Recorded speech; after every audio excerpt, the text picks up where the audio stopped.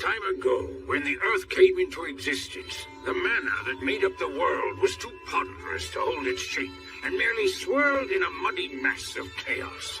Then the first of the gods appeared and said, "Let there be Earth." The mana solidified, becoming the ground, and the mana overhead thinned and became the sky.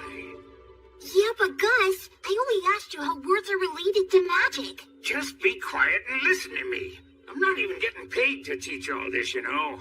Yeah, fine. The Creator God made the sun and moon, and separated the land from the sea. Fire, wind, and trees came next, followed by other gods as well as humans. Gus the Ghost is a little eccentric, and he can be overbearing at times. But he's smarter than anyone else, and he teaches me a whole lot. All the words and symbols that the Creator God used, what we now call writing, are referred to as the words of creation. These words, whether they're spoken or written down, all possess very profound power. Power? That's right.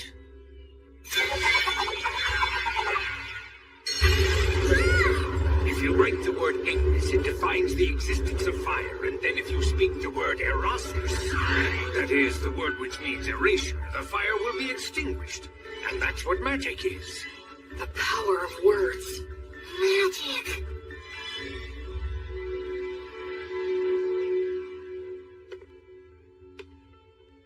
The god of justice and lightning. Volt. The Earth Mother. Mater. The god of fire and technology. Blaze. The god of wind and commerce. That's Whirl. The goddess of water and greenery. Rhea Sylvia. The god of knowledge and light. Ancient words of magic offered up to the gods. Words of creation. Oh, I get it. Parts of the inscription are scratched out so the word's powers won't activate. Gracefeel.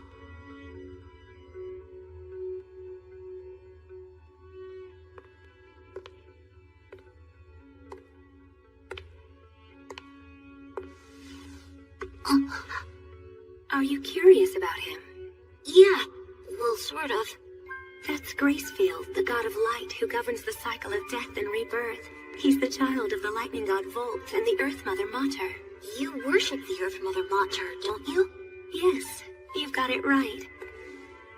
She's the god of child-rearing and the bounties of the earth. Of the 6 principal gods, she's particularly revered by people in rural areas. So when you do your daily prayers, the Earth Mother is the goddess you pray to, right? Mary? What do you say we head back and have dinner now? Sound good? Yeah! Huh? Blood! Oh, wow, that's a really nice boar! Oh, you're gonna get some tasty meat up in this guy today, Will. Thank you so much! Hey, that kind of hurts. Wow, looks tasty. Go on, eat up. Don't worry, I will. It's so good. Thanks so much for the food, Blood. You too, Mary. Yes, gratitude is good. After you grow a little bigger, I'll teach you how to go and hunt for yourself, too. What? Hunt? Hunting teaches you all kinds of valuable lessons, although you're gonna have to get used to taking lives. What's wrong? Are you losing your nerve? Stop it. He's still too young for that. She's right. No? He needs to learn the basics before that. But I must say I'm impressed. I can't believe he's only 3 and he's already learned to read and write. He just might be as much of a genius as I am. I don't think it could hurt to teach him some magic. Hey, come on, give us a break. What if he becomes an old miser with an oversized brain like... Blood the skeleton looks scary, and he can seem out of control. But he always keeps things lively and friendly. Who do you mean? What's with the crack about the oversized? Hey, Mary. About this bread, just when do you bake it? That's a secret. Huh? The 3 of them keep a lot of secrets. Like why they live here, and why there are no other humans here except for me. From the time I was born, I've never met anyone else but the 3 of them. But the biggest secret is, why are they undead? There are so many things I want to ask them, but I can't. keeping a secret from them myself. That secret is...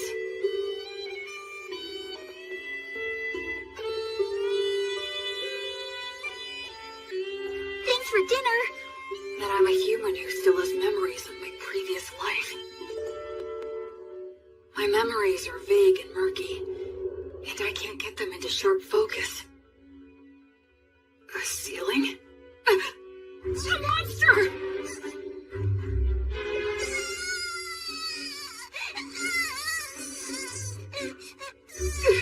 Mommy! A ghost!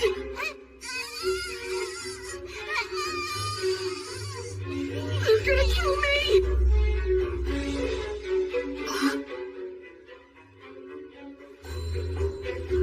What? This is the 186th morning after that day. Half a year since I started living with these walking corpses. It's time to eat.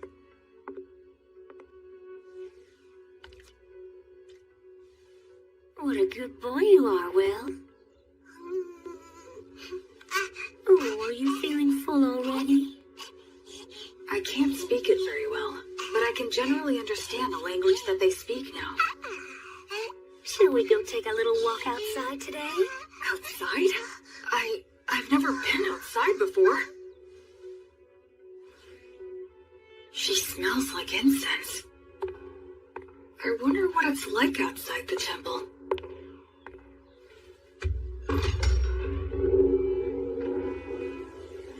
That breeze, so refreshing, and it smells of plants wet with morning dew.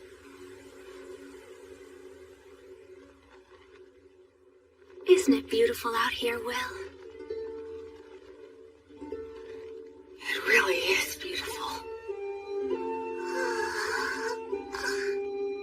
There, it's all right. There's nothing to be afraid of. At first, I thought I'd fallen down into hell. After living such a hopelessly vague and empty life, such a punishment would have been a surprise. No, I'm wrong. This is no punishment. It must be the grace of God. I feel like something that I'd wastefully thrown away without a second thought was given back to me once again. Oh, Will, my sweet, tender little boy. This time, I'm truly going to live.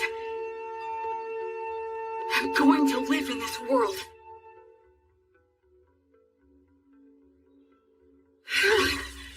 I'm finally done. We gotta build your muscle and stamina first. Without the strength to back them up, your skills are useless. But couldn't you say that making up for your lack of strength is a skill? Listen, do you really think you could knock me down? Well, no. With the right skill, you might be able to knock me over, but there will be times when that skill won't work for you. But you can't separate your muscles from your body. The brute force that muscles give you can solve most of your problems in life. Learning skills comes after that. Understand? It seems like muscles are kind of masochistic, huh?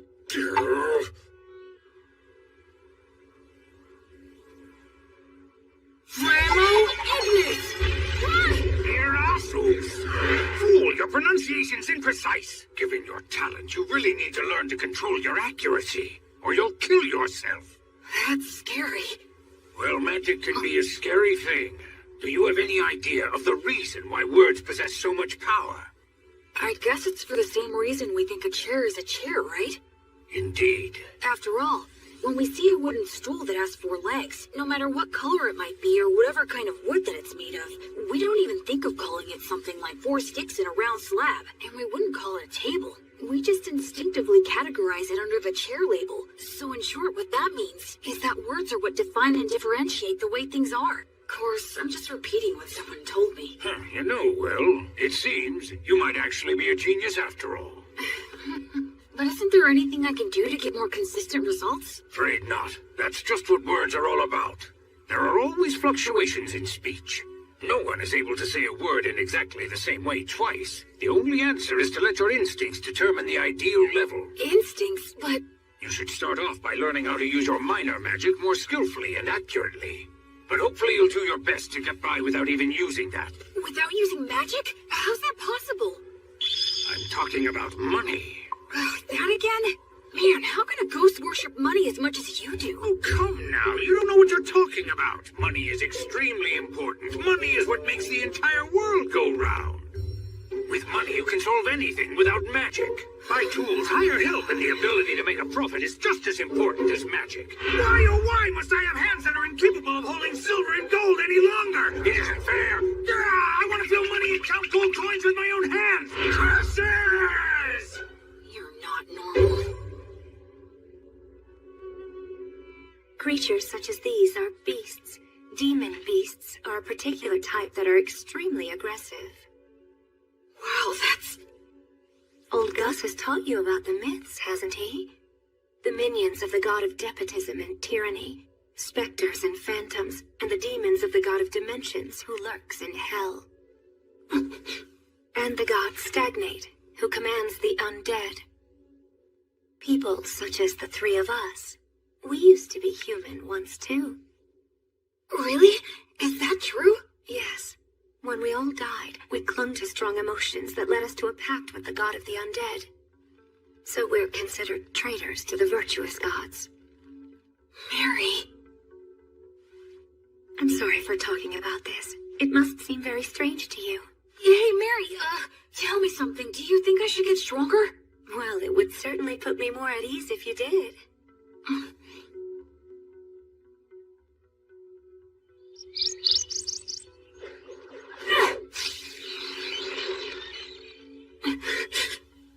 Don't make it suffer. Just snap its neck quickly.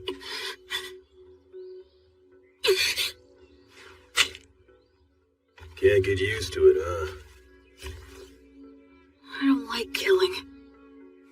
Am I just being naive? Hey, I don't like it either. Huh? I don't like taking lives, whether it's a birds or humans. But these guys provide necessary sustenance to keep you alive. In life or death situations, you need to put your feelings aside and just go for the kill reflexively. That's what it means to be a warrior. In battle, it determines whether you live or die. Okay, now let's bring down a few more. Blood really is a lot like a father to me. You're almost 8 years old now. I think it's time you started some real-life combat training. Huh? It's bad enough when you stop just before hitting me. With your strength, if I take a hit from you, I'll be dead. I'm nothing but bones now. You'll be just fine. Probably. Probably? That's the whole reason why I said you can use the magic you've been learning from the old man. Go on ahead. Simply do as I taught you. That's right. Do it well and you could actually land a hit on me. Don't cry that I'm playing dirty. The battle has begun. Acceleratio!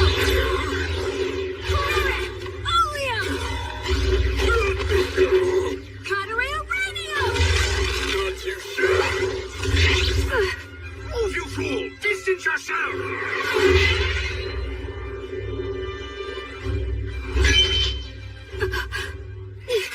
Come on. I told you never to close your eyes during a fight, didn't I? I'd like to say that you've got a long way to go, but frankly, you surprised me. I thought you'd just randomly unload a bunch of crazy magic on me. Gus keeps on telling me that I should learn to use minor magic more skillfully and accurately. Not just relying on sheer firepower. That's exactly the style that was used by the renowned sorcerer who went by the name the Wandering Sage. Are you talking about Gus? Yep. In his time, he exterminated monsters, calmed raging rivers, and rediscovered ancient languages. That was all long ago. You were once known as the War Ogre yourself. And Mary was known as the daughter of Mater. At one time, the three of us. Yeah? Never mind. That subject runs a little too deep for right now. You were just a baby not so long ago. Look, just keep on learning and become even stronger. Oh, Blood. On the day when you brought a human child back here, my first thought was that you shouldn't have even bothered. But it occurred to me that if I educated him, he might be of Hey, use. old man! Nothing that I said was incorrect. I now recognize his true talent and am teaching him to use it, aren't I? That's not really the point. I know that's just how you are. And frankly, I wouldn't expect you to change your ways now. I even think it suits you. But what you said wasn't necessary. Can't you imagine how it feels to hear that? You're right. It was quite thoughtless of me to say that. And I'll be more careful in the future. So I apologize to you, Will. Oh, It's okay. It didn't bother me. I can't believe it. Gus apologizing? Gus? It was rude of me to get all aggressive like that as well. Sorry. You being impolite is nothing new to me. What? Well, you might not be fully conscious of this since things have been this way for as long as you've been truly aware. But nevertheless, you know you're not like the three of us, right? Yeah. I'm the only one who breathes and who has a warm body. Though that part of the story is true, there's a lot more to it. I'm sorry. I can't explain it to you yet. I know. Listen, please don't be too upset with old Gus, alright? He never bothers to choose his words very carefully or show consideration for others. I'm really not mad. I have a whole lot of respect for Gus. Is that so? You know, you've got a big heart, Will. Once your body has at last grown big enough to match that heart of yours, then you're able to accept things as they are. I'll explain everything. Okay. Blood was genuinely angry at Gus for my sake. I wonder, could I have gotten angry on someone else's behalf in my previous life? Huh? Thank you. Blood, Mary, Gus. All three of them aren't really alive anymore. They're undead. Will? Huh? It'll be 100 years before you can land a hit on me from behind. But right now, they're my precious family. Gus is in charge of my academic education, and Blood teaches me how to fight. But Mary is the one I learned the most from. She may just teach me the little everyday things, but they're important too. Will, can you take care of things here? Oh, it's almost time for your prayer, isn't it? Yes. A few times a day, Mary sequesters herself inside the temple dome. I've been told that I'm not allowed to go into the dome while she's in there. Alright, it's time for your physical education. I can't even lift my arms. Mary? The bread? Why is she carrying it out of the temple? About this bread, just when do you bake it? That's a secret.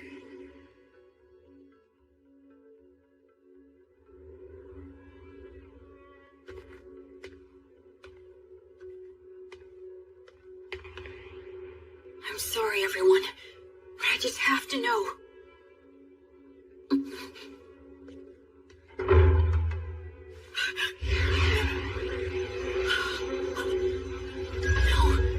I don't want to feel that again. I don't want to lose anyone again. No, Mary! No! Mary! Mary! Mary! Mary! Guys! Blood!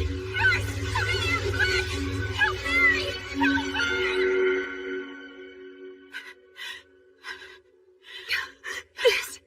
This is entirely my fault.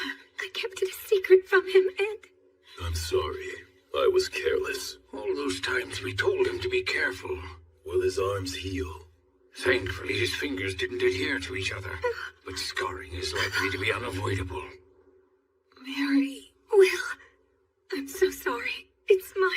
No, it's not. It's my fault for prying. So don't apologize. I'm just glad that you're all right now. Oh, Will. The smell of incense that surrounds Mary always calms me. Why'd you try to look in on her? I just got curious. I thought that I finally might be able to find some kind of hint about what you guys have been hiding from me. I told you I'd explain someday. Blood! Be quiet, Mary. Well then, Will, anything else to say? No, I'm sorry. From now on, check with me or Mary before you do anything. Okay. That said, the way you jumped in there to help Mary was impressive. Those scars will be your badge of manhood. Well, I am your student. But all that got you was unnecessarily wounded. Still, out of respect for your lack of fear toward the fire, I'll teach you this. That bread is a gift from the Earth Mother Mater. It's essentially the goddess's divine protection, her blessing. You can call it whatever you like. Then why were you on fire? Because I betrayed her. The fire is simply a consequence that I must suffer. The god of death, Stagnate, with whom I formed a contract, is the enemy of the Earth Mother Mater. In fact, all three of us formed a contract with him, so just coming in contact with her divine presence causes us to burn. That's sad. I don't expect to be forgiven. Why do you still pray to her? Is it just for my sake? Oh no, Will. It's not. I had been praying to the Earth Mother every morning and evening long before I ever met you. That's my daily ritual. Doesn't it hurt? Of course it does. So much that I could cry. Mary. But even though I've betrayed her, and that is her retribution, I must endure the pain. I shall still continue to revere the Earth Mother. Mater never says anything to me, but every single day she blesses me with bread for you. That alone is more than enough of a saving grace for me. I'm so sorry I didn't tell you, but I certainly hope that you'll continue to eat the bread that's provided for you. Yes, of course I will. But also, I'd like to ask you a favor. What is it? From now on, I wish you'd let me pray with you. Oh. I just wanted to be able to understand what Mary goes through, even if it's only a little bit. That's why I asked her for that favor. The original creation was destroyed by the evil gods that it had brought into existence. It was then that the infamous Age of War among the gods began. The giant statues in the temple are of the virtuous gods, right? That's exactly what they are, to a human. What does that mean? Among the legends told since ancient times, there is a battle between the lightning god Volt, the king of the gods who governs order and judgment, and his elder brother, the war god Ildrid. The elder brother had the advantage in the beginning, but Volt, with the divine protection of his wife, the Earth Mother Mater, banished the war god to the depths of the earth. The war god continues to lurk within the earth today, vigilantly plotting his revenge. There are other similar stories, but all of them take the same general shape. Now, what are your thoughts? Isn't that story just a fable? You think? Ruling in this world starts with violence and despotism, but eventually, agriculture starts to thrive, and law and order begin to reach everyone. But over time, that can also lead to violent overthrows, or something like that. I see. You are very sharp indeed. Volt, the god of order and judgment, is a virtuous god. The war god, on the other hand, is considered an evil god. But if that order becomes corrupt, Volt could become an evil god, and by defeating that corruption, Ildrid could become a virtuous god. In short, the concept of virtuous gods and evil gods is ultimately a distinction applied by those who place their faith in them. I suppose the priests would not be pleased with me for saying so, however. Naturally, you must not speak of this to Mary. I won't, don't worry. Besides, the gods normally think about things based on different standards than ours. It's impossible for one with a human sense of good and evil to gauge their true intentions. Hey, you know what, Gus? You're pretty rock and roll. What on earth does that mean? Like, you don't fit in any mold, you know? Children truly make up some bizarre words sometimes, but I do like the sound of that. Becoming free from obstructive thoughts doesn't mean thinking about nothing. You just block out the past and future and focus only on the present. I need to offer up my current insignificant self to the gods.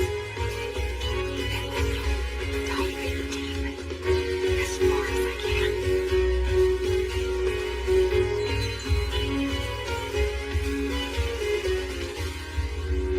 The 5-day silent prayer you've undertaken is now concluded. You did very well. I've done nothing but pray continuously for the past 5 days. Do you feel all right physically, Will? Yeah, I'm fine. And you're only 13. How remarkable you are. Only because I've been praying with you all these years. It's been 5 years now since my arms were burned. Mary says she has the ability to heal the scars with her blessing, but I chose to keep them, especially because blood called them my badge of manhood. I'll prepare all of your favorite foods for dinner tonight. All right! Memorize all of this by tomorrow. Huh? Gus's lessons became more difficult. There was a lot more to keep track of, but I persisted and stuck to it for all I was worth. And then his lessons became even more intensive. It was as if he wanted me to get so fed up that I'd quit. Still, Mary and Gus were nothing when compared to... Okay now, let's move on to our main event of the day. What is that? This guy is your opponent. I got him in the woods. That's not what I meant. What's the problem? It's just a low-ranked demon corpse. Demons can become undead too? Okay, go. Wait a...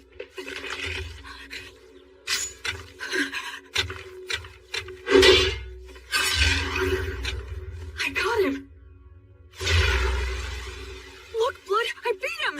Yeah, good job there. So this is what they mean when they say a trained warrior can kill with mechanical reflexes. Yeah, I guess so. Huh? What is it, Blood? Well, for your first killing match, that wasn't too bad. Hear me? I said it wasn't all that bad, so don't get a big head. Oh, is that what you meant? Well, I'm more or less a genius, wouldn't you agree? This kid just might be a genius. Come on, aren't you gonna chew me out for that? Okay. How about we speed things up now and try something harder, genius? I always saw the ruined city from the top of the hill. That day was the first time I set foot in it.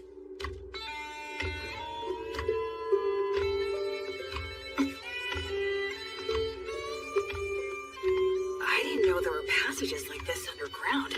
Yes, humans and dwarves used to inhabit this place. Their blacksmith helped me out a lot. But now it's solely a danger zone that's filled with mindless wandering undead.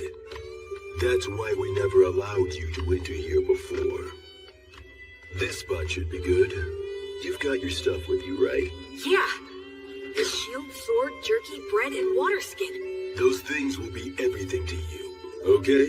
Now escape from here. Huh? I'll be waiting for you outside. Don't you die now. Wait a minute, Blood! He can't be serious! Roman! Blood? The exit is this way, right? But what was it that Blood just said a minute ago? This place is...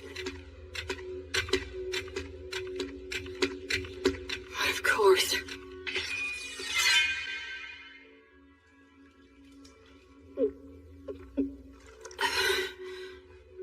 I'm pretty sure Blood is testing my overall practical ability here. I didn't know being alone could make me feel so empty and anxious. I had forgotten about that fact, even though I'd spent all of my previous life alone. Ever since I came here, I've had either Blood or Mary always there by my side. In this world, people reach adulthood at 15, so I'll be striking out on my own soon. That's probably part of why all of their lessons have gotten so much harder. If that's the case, I want to get the best results I can. I want them to boast that I was a pupil worth teaching and that they're proud of me.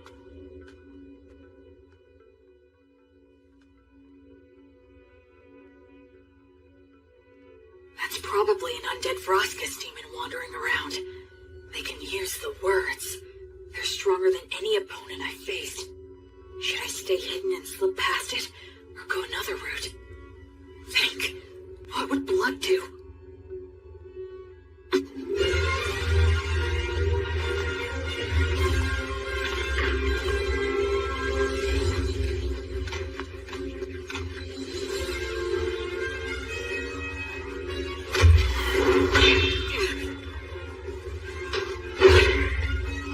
It's strong, but not as strong as Blood.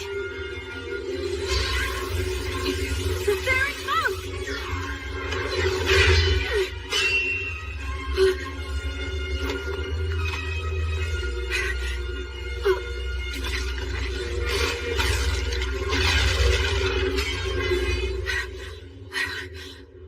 Oh no, this is not the place to be stuck without a weapon.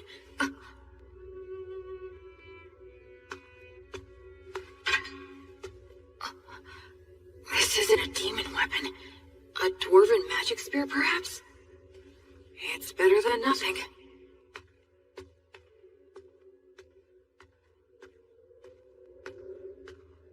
I can feel a bit draft in here. Maybe I'm near the exit. I wonder how long this place has been deserted. It sounded like Blood knew it while it was populated. Does that mean that the three of them became undead around the same time, then? From the level of degradation, it's been more than just a decade or two. I already know there are no humans living anywhere near here. I wonder where my birth parents are, and what they were like. And I wonder, why am I in these ruins? My real parents.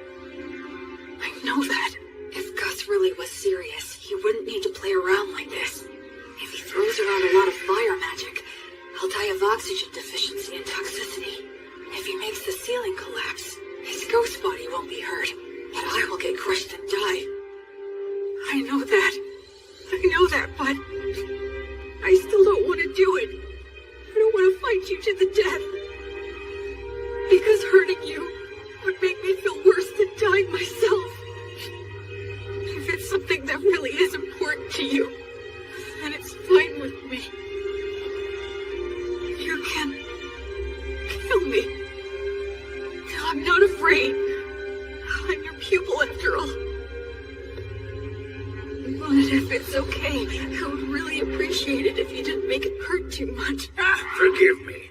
I think I took that lesson a little bit too far. I admit this place did give me an advantage, but even so, I did win. Must have been a shock. Shocks me isn't that this was a lesson. It's the sorcerer, right?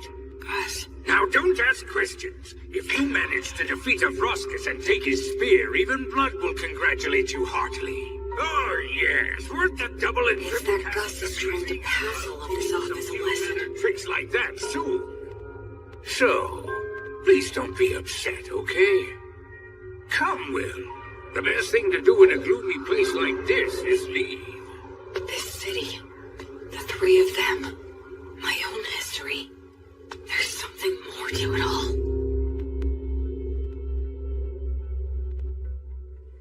Oh my! Will found a fine spear like this beneath the ruined city? Yeah, the steel is so vivid and bright and shiny. It certainly is a good sharp blade. A short spear made to be highly practical, truly the work of dwarves. In addition, it appears to have several words engraved on it. Perfect for our lesson on appraisal. Yeah, can't wait. Gus hasn't brought up that incident in the ruined city at all since then. There must be a specific reason why he won't talk about it. That's why I decided not to tell Blood or Mary. Later, I appraised the spear with Gus, and we found that it had the name Pale Moon.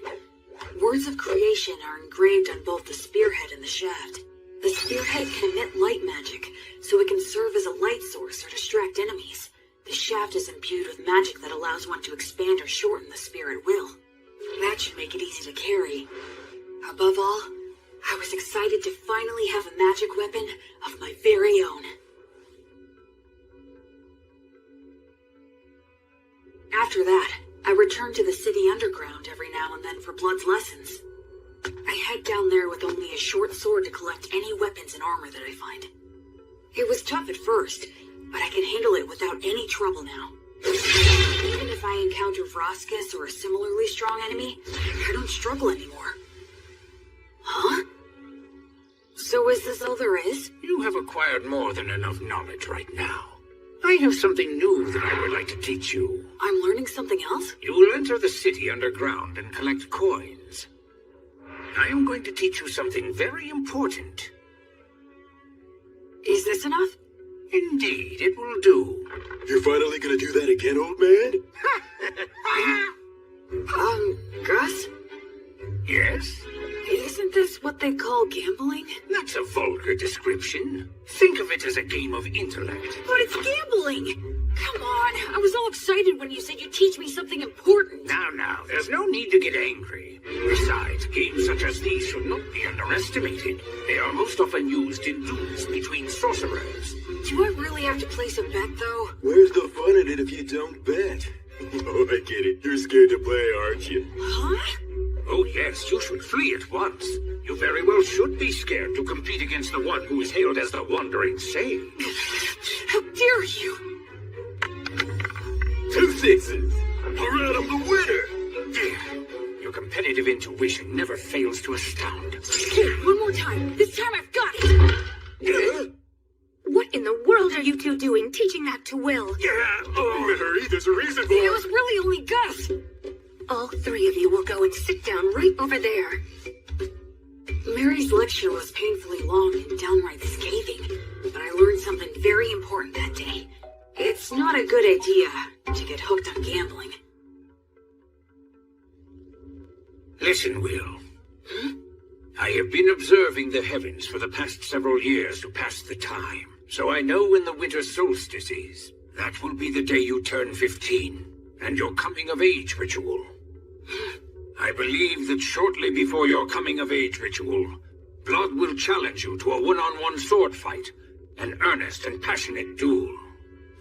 I get that feeling as well. I know it won't be easy, but I'll do my best to win. I can't make the 3 of you feel at ease if I don't. I'd like you to do something for me. Sure. Do you think you could find a way to lose the duel in such a manner that Blood would never notice it? Why do that? Because I need you to. No, don't make me do it! Please tell me, why are you always leaving me out of the loop? I know you, and you would never trample on somebody else's feelings without a perfectly good reason. Haven't I said, time and time again, that I trust you? If you just explain your reasons, then I'd be glad to throw away the duel. I'd even risk my life like last time. So why won't you tell me anything? Don't you trust me at all? Or am I just that utterly useless to you? Forgive me. I can't explain. I see. Well then, I guess I can't help you. I'll pretend I didn't hear a word of what you just said.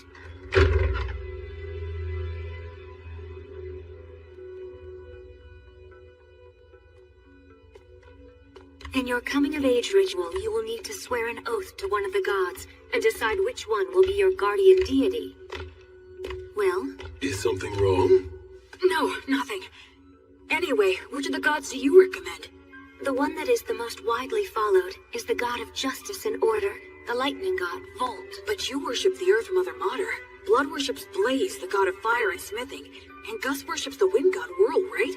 That's right, and what you swear to them is very important. I swore to Blaze that I would train every day and try to grow stronger. I swore to Mater that I would live in such a way that would honor and preserve her will. How about Gus? There is a god of knowledge that exists, but he says he swore to the wind god that he would do as he pleased, that he'd just go out and enjoy life. He hates being bound by anything, frankly. I wonder if he really is enjoying his life. Sometimes being very smart can also make you rather transparent. I'd say that goes for both you and Gus. When you swear an oath to a god, that earns you some divine protection, correct? Yeah, the stronger your vow, the easier it is to earn it. But they also say that you will be destined to experience many hardships in exchange. So don't swear your oath hastily in the heat of the moment. As they say, either you become a hero, or you die. An oath, huh?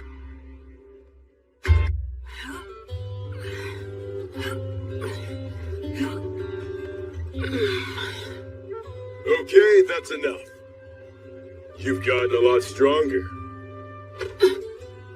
So what are we gonna do today? Can we spar? Nope, today is all about this. What is it? Here you go. Take a sniff. Why do you have this? I thought we could drink it together. I made it myself by mixing honey in with some forest grape juice. And that honey wasn't exactly easy to get, you know?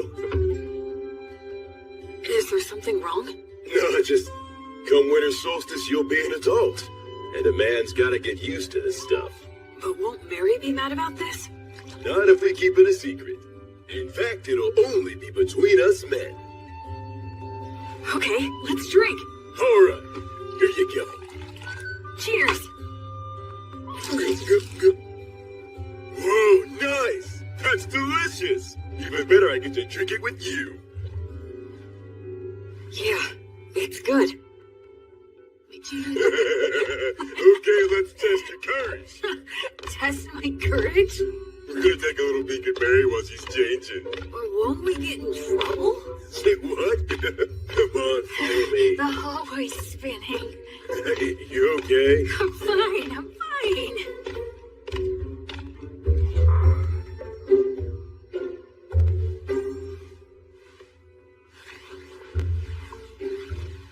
I can erase my presence easily. This'll be a piece of cake. Wait, you idiot! Who goes there? Oh, crap! Blood. What's the meaning of... Oh, you really stink. My goodness, what did you make Will drink? Oh, well, it No, was just... we were just gonna have a little peek while you changed. What? I What do you told them think you're that should doing, be- you idiot?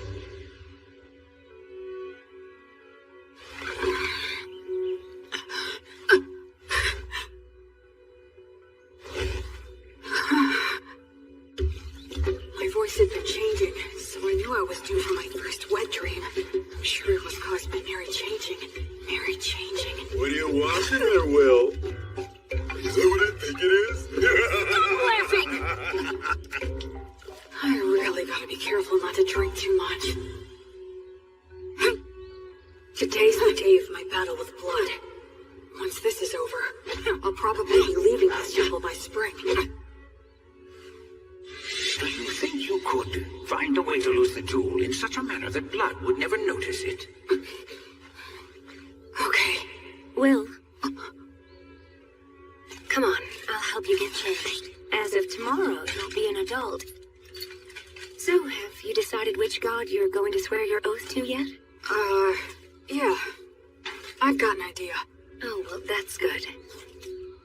Mary, I'm gonna win today. Okay.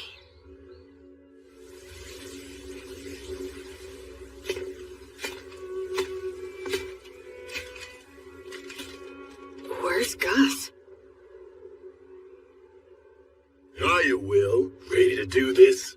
I'm ready anytime. Let's go. Okay, good. Let's review things one more time. No magic or trying for instant kills, otherwise anything goes. If something happens, Mary will fix it with her blessing. The first one who admits defeat or is unable to fight loses. Now try your best not to die.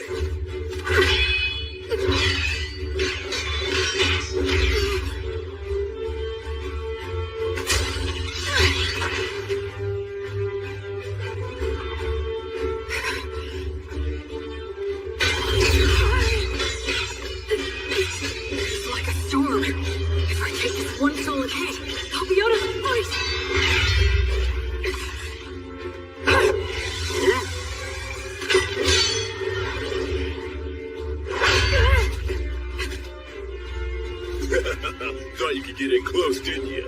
Oh man, this is infuriating.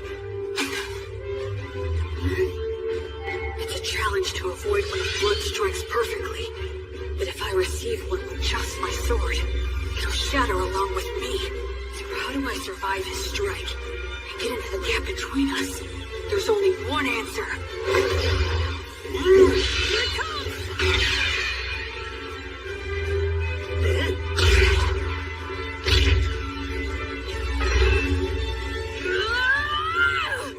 Will.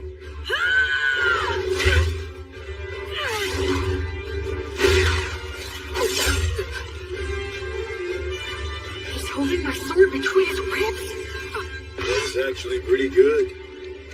I concede. Yep.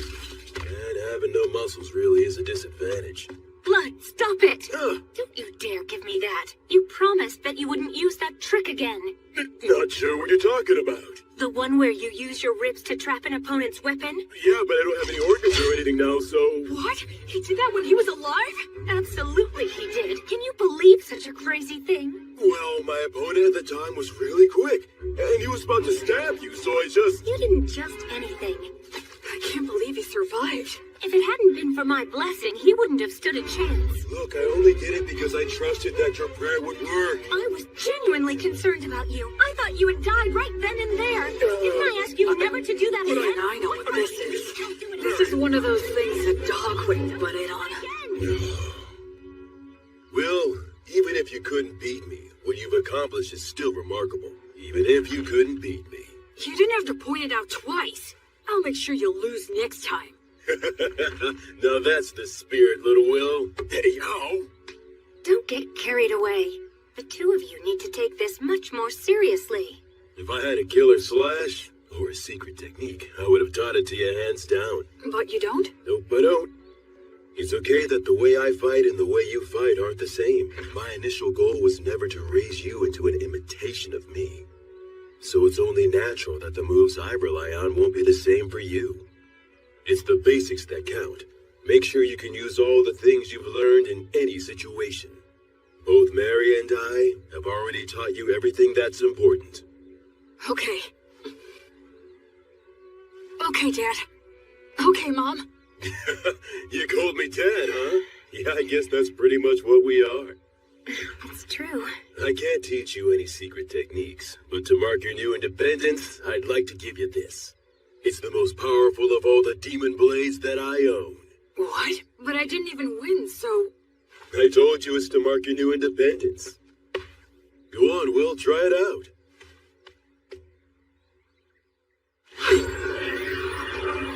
It's called Overeater, and it ranks at the very highest level of demon blades. It can even cut down one of the god's echoes, so long as it can reach them. The words engraved on it are too hard to understand, but I can sum up its effects. If a living being is cut with this blade, its wielder can recover life force with each cut. Huh? Recover their life force? Uh-huh. As in, you can swing it around without even thinking about it and still be the last man who's standing.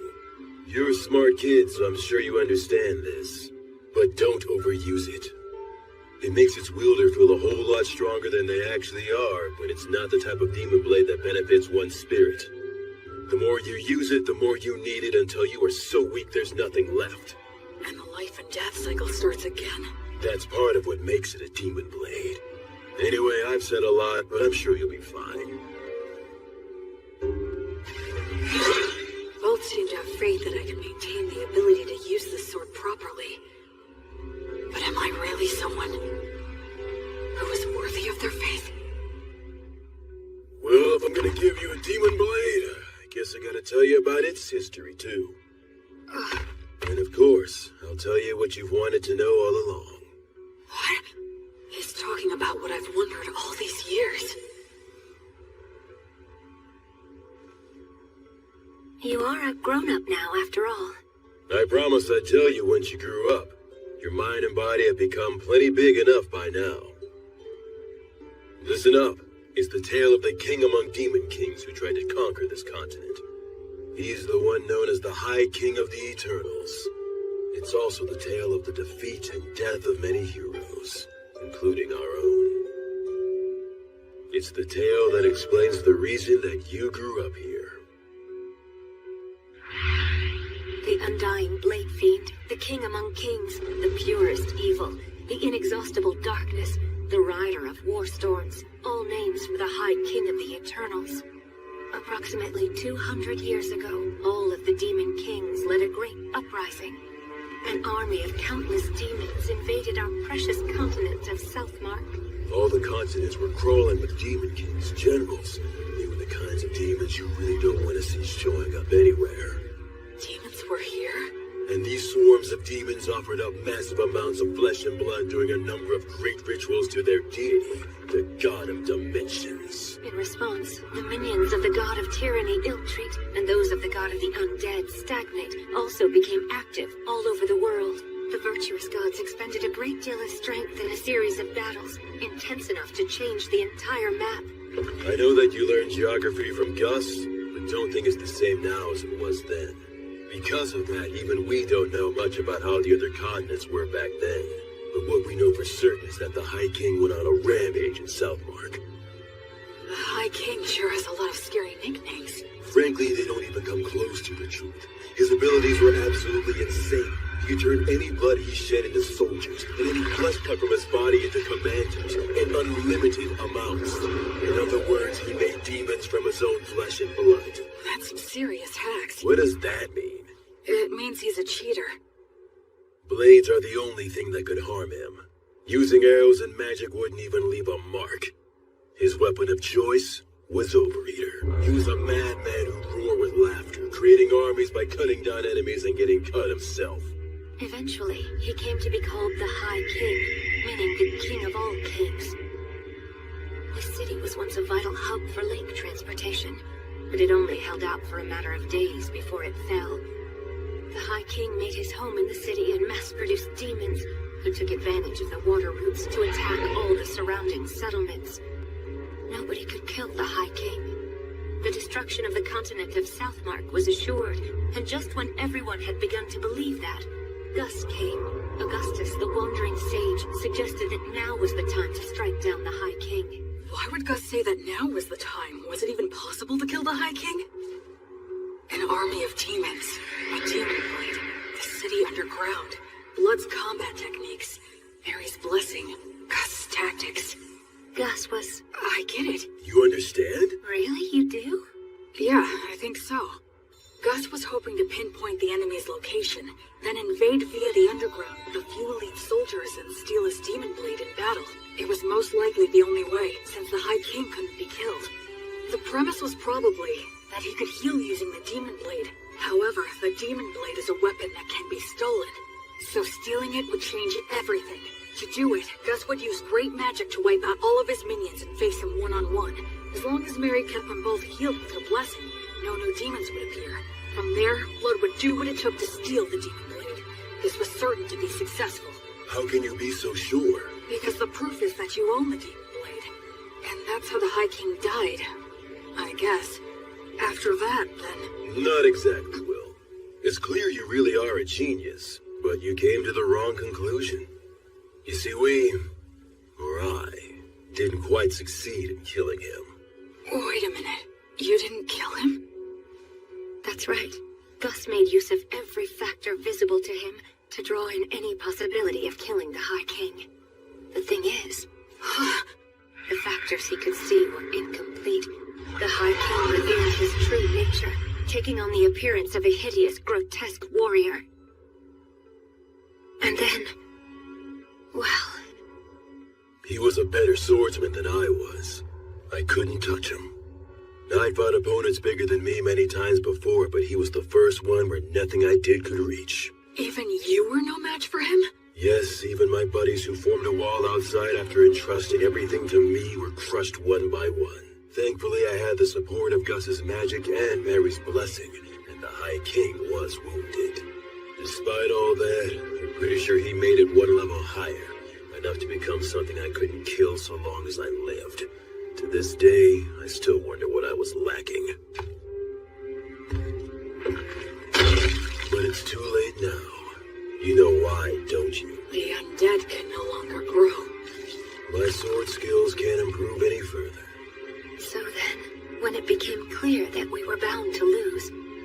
I decided we had to place a seal on the High King. We couldn't kill him, but we could do that. So you mean they completely gave up on Blood's chance of winning altogether? Thankfully, the technique worked, and the High King was sealed deep beneath this land. In other words, unfortunately, in the very end, we couldn't fully believe in Blood. And then... Mary? And then an echo of Stagnate descended down on us. What? But an echo is a body double of a god, isn't it? So then what? The evil gods act individually, each following their own principles. They'll cooperate if it's in all parties' best interests, but the opposite is also true. I guess that Stagnate wasn't too happy with any of it. The High King was a monster that could slay a god's echo using Overeater. He thought it would be better for him if the High King was sealed, so that's the reason he offered us a deal. You three are exceptionally gifted, so become undead and fight on my side, he said. But that is... If we agreed, he would get rid of the demons in this city, and after that, we could just watch over the seal as we pleased in our immortal bodies. Stagnate couldn't bear to watch the tragedies of life and death, so he hoped to create an eternally stagnant world with no more tragedies by turning as many exceptional souls as he possibly could into the undead. And we had caught Stagnate's eye. Isn't it more accurate to say he set his eyes on us? He told us to choose, but there was no choice for us to make. We willingly accepted his hand. Since my flesh was all cut up, I became a skeleton. Mary was burned by Martyr's flame, so she became a mummy. And perhaps because he had no attachment to his aged body, Gus became a ghost. Mary did tell me once. Because I betrayed her, the fire is simply a consequence that I must suffer. The god of the undead then cleared out the entire city. His power turned the lower-ranking demons undead. It's something that should not even be possible. And the undead demons still roam the city to this very day. And so that's how we became the guardians of the High King's seal, as the highest-ranking undead. In the years since then, we've buried our former allies, and Gus set up a security net that uses magic, allowing us to continue protecting our treasured city. There was nothing left for us to do. You can see that we are bound to the city by our contract. We can't even learn what goes on outside. The three of us began talking about the possibility that humanity had already died out. And then you came along. Or speaking more accurately, it was the demons who brought you here. Oh. So then, I was meant to be a sacrifice to break the High King's seal. No wonder you couldn't tell me before. You couldn't bring yourselves to do it.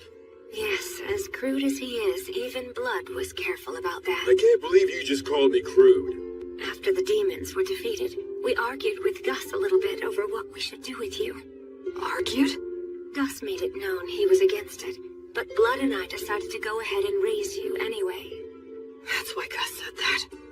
On the day when you brought a human child back here, my first thought was that you shouldn't have even bothered. The fact that the demons were able to bring you here means that there must be a place outside that's inhabited by humans relatively close by. I'm sure you're imagining that the situation outside looks pretty grim right now, but if that's the case, you simply need to build the strength to bust through it, just like you already have been doing. So that's the story of why I'm here right now, huh? I'm about to head into a nation of people who survived the Great Uprising. I'll take with me the strength that the three of them gave me. One day, I'll come back to this city. I'll bring my family and friends and introduce them. I could even rebuild this city. I know that one day... Well, be happy, and don't forget to pray so you can do good. Huh? You were the best people I could have asked for. Even in today's test in terms of substance, you bested me. You clever, precocious son of mine. I sure love you. Keep getting strong. In no time at all, we became a real family. You made me so happy. Will, my sweet boy, your mother loves you very much. Wait a minute, why are you talking like this is our last goodbye?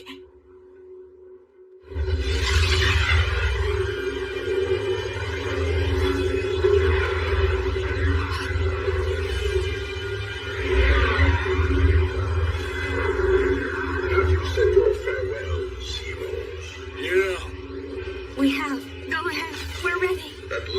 have lost your attachment. In accordance with our contract, place your souls in my hands right now. I can't do anything. I can't move. Why? Please move.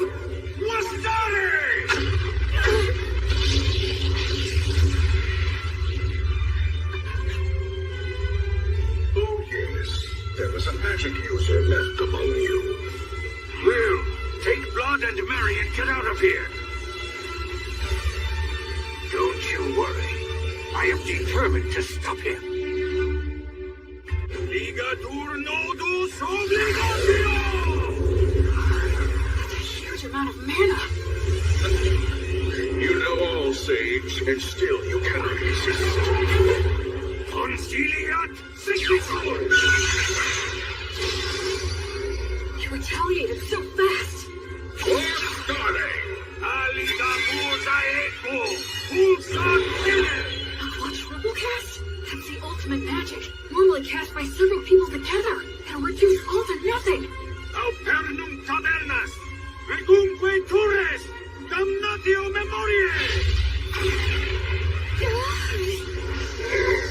Curse, Sage.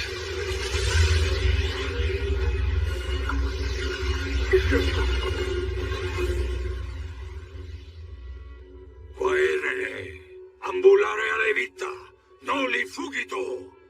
He didn't get a hold of your souls, did he? Nah. It seems not. That must have been terrifying for you.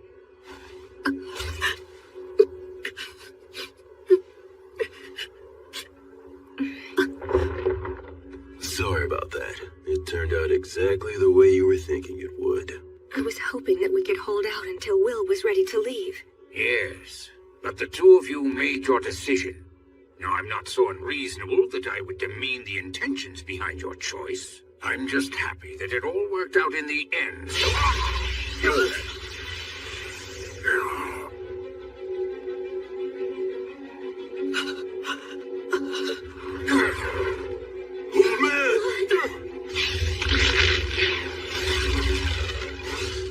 To think you were able to destroy my body all on your own. Had I not initially divided my strength into two bodies, I would have been really hindered for quite some time. I commend you. It's true you are a great sorcerer who has exceptional abilities. Stagnate. Let me go. Stagnate? What a shame it would be if I destroyed you now. I'll wait until you've lost your attachment. Now. Gus! As for you... You have my gratitude. It's all thanks to you. Well done. These great heroes formed contracts with me. They became the highest ranked undead. With one condition, that when they eventually lost their attachment to the High King, then they would become my servants. Because of me? That's right. Thanks to you, the sage's attachment was weakened, and the war ogre and beloved daughter lost hold of theirs completely. I'd say you did a fine job living as their son. That's because I was reborn. They wanted to live right this time around. It seems that was a shock, and for good reason. I have an idea. Why don't you come and join my army as well? Then you can continue to live harmoniously with your beloved family. But I won't force you to decide right now. Tomorrow's the winter solstice, on that loathsome day when the sun is at its very weakest. I will seek out your answer in the evening.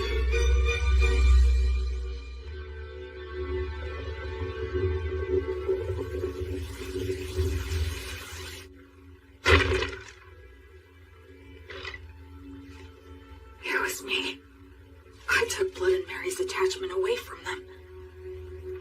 When Gus was against raising me as a baby, when he taught me excessive amounts of knowledge, when he tried to kill me, when he asked me to lose on purpose, it was all to stop the two of them from losing their attachment to the High King. Still, when Gus tried to kill me, I think he was conflicted. But I was living without a care, totally oblivious.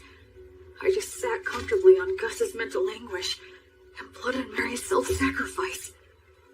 I was so excited to be living my life right this time. All I did for my parents was cause trouble. I didn't do anything in return for them, right up until they died. Why would it be different this time? They're gonna die because of me again. I've only caused trouble, and I've done nothing in return. Someone who dies in vain isn't going to be reborn any better. I'm sorry.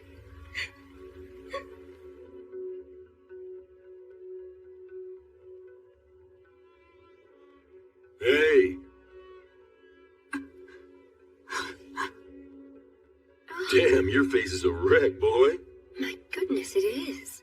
Get up, Will. You shouldn't sleep on the floor in the middle of winter. I'm so sorry. Don't be, Will. We all end up paying off our debt for the dumb stuff we did a long time ago. Though it was old Gus who knocked the debt collector into orbit, blowing up his contract and failing miserably. A contract that's forced on someone by extorting their weakness is no contract at all. He deserved to be knocked into orbit. I've got to admit that it was rather exhilarating to see Stagnate's pale face slowly being erased. Well, you took one of them down. Perhaps the strength of all three of us could take the other one down. Now that's the spirit. By all means, that sounds like a great plan. They're faking it. Well, would you look at that? It seems that you're all grown up now, Will. Get out of here already. You'll just have to be content with the idea that your farewell gift is everything that we've taught you so far. I'm sure you'll be just fine, Will. Absolutely. Those are my thoughts as well. You're wrong. You're all wrong. I'm not who the three of you think I am. Talk to us, Will. I have these memories of a past life. I was a totally worthless person. So when I was reborn, I thought that this time I could live my life right. But I made you three suffer without ever knowing it. Even in my past life when my parents died, I have no idea how I felt. Because I can't remember. I can't remember anything. After all the trouble I caused for them, I don't even know if I cried. I'm worthless. Trash. Once again, I can't do anything. I can't give you anything in return. I'm nothing but useless garbage. Will, you must grit your teeth.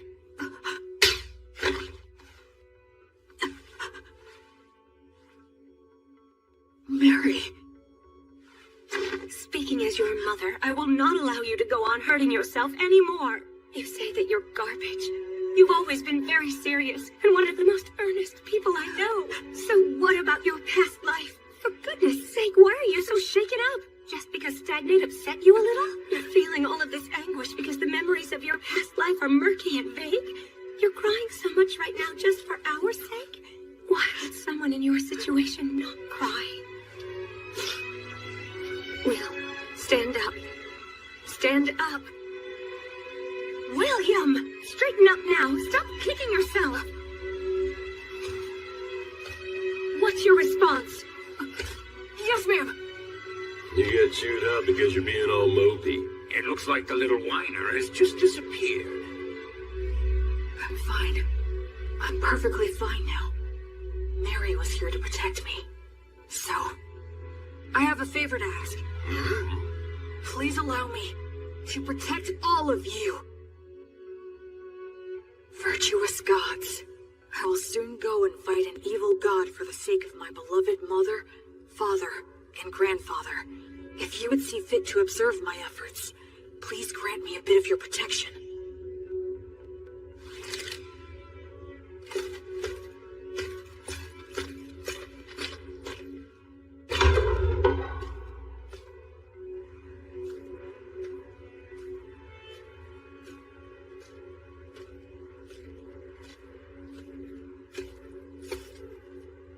So, have you made up your mind? Yes, I have, Stagnate. Evil god.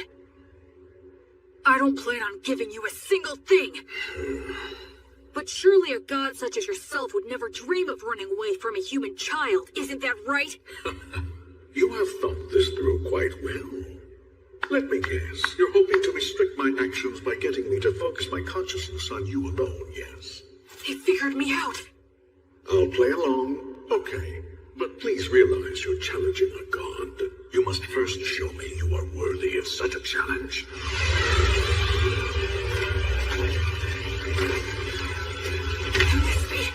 Those three said when they became guardians of the field, they buried all their allies who had been sacrificed. But where? It's obvious. Right here. I am the god of the undead. Undead gods stagnate. I lead an army of undead soldiers. Yeah? So what if you are? Then I'll just take them all on!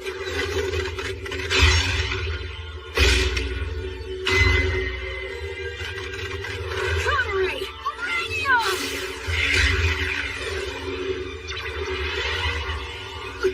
Acceleratio!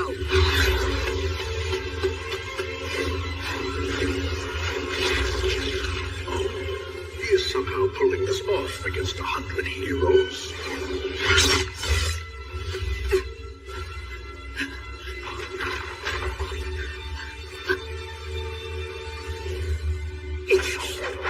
Hold! Well, I thought I'd be dealing with you and the three heroes. I'm impressed. Tell me, young man, what is your name? I'm Will. I see. I'm asking you again, Will. Won't you join me? I have taken a liking to you. Your strength, your backbone, everything about you is desirable. I would be happy to welcome you as a general in my undead army. What are you? If you make the choice to come with me, I will free your body from an unpleasant death. You will be able to live closely and harmoniously with your three family relations. There will be no goodbyes or sorrows. If we conquer this dimension, your relationship will last for all eternity. Isn't this world unfair? With its endless and absurd tragedies, I wish to overturn this harsh reality, to create an eternally kind world, free from the horrors and threats of death. I don't think he's lying. I can actually detect a sense of warmth in his words. Come over, Will. Enter a contract with me exactly as they did.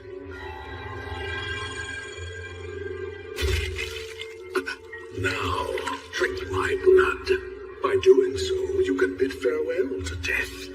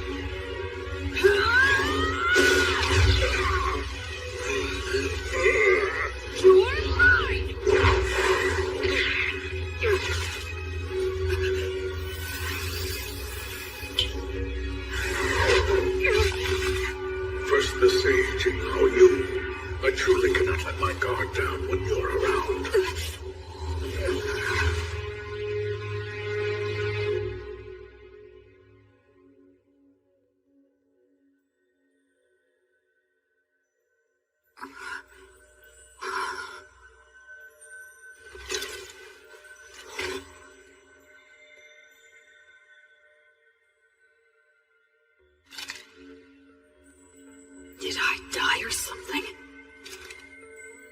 This place feels very familiar, as if I've walked through here before.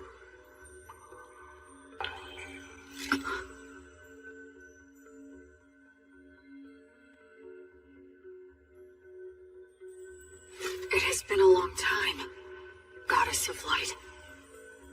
I'm starting to remember. Yes, I've walked under the starry sky before. She was silent then, too. But I remember her footsteps being filled with care and compassion. I thought it was a star, but it's not. coursing souls. They cross worlds to prevent the stagnation of all things. How could I have forgotten this beautiful sight? A question. Okay. Why did you feel the need to reject Stagnate's invitation? Because in my previous life, I was a shut-in. Whenever anything got me down, I didn't bother to get back up. It was a pathetic way for one to live. Except, there's one thing I realized. Being alive and not being dead aren't the same thing at all. I wasn't dead in my previous life, but that was about it. I didn't have the courage to do anything. Just the fact that I had to keep living was a burden. I didn't care if I died, so I wasn't really alive. And by not being alive, I didn't have to fear death. And so, because just a little of that memory stayed with me, I was able to make the decision to live a good life in this world. I think that if I live right, I can die right. Denying death like Stagnate promised and trying to live forever would be the same as being in that room again. No matter how else he tries to sweeten it, I would still refuse. I just want to live and die with those three. They're my family. I mean, who wouldn't want to protect their family? That's all. Thanks for listening.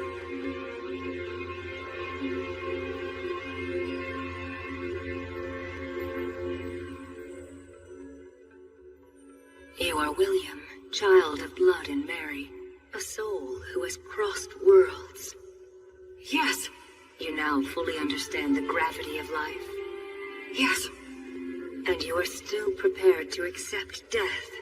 Yes. You fully understand the despair of death, right? Yes.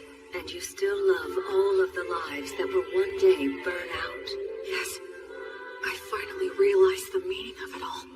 Thanks to your grace.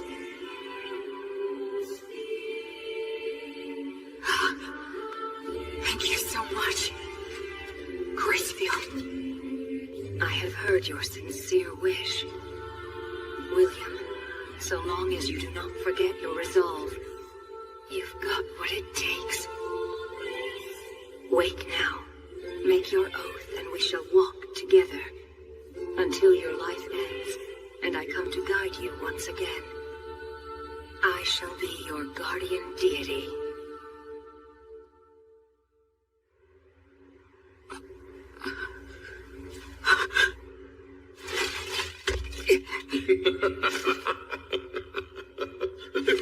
Goddess of the cycle of death and rebirth, Gracefield, please walk by my side. Citing a blessing. What do you hope to get done with that? Such a vague technique is no match for my blood coursing through your... He has a stigma. This is the badge I earned when I learned Mary's prayer. My arms burned by divine fire. Now that I can see your body more closely, how many holy communions have you taken? Every day, Mary prayed to Mater for food to sustain me. Mary's daily prayers, her unyielding heart, will not bend to you.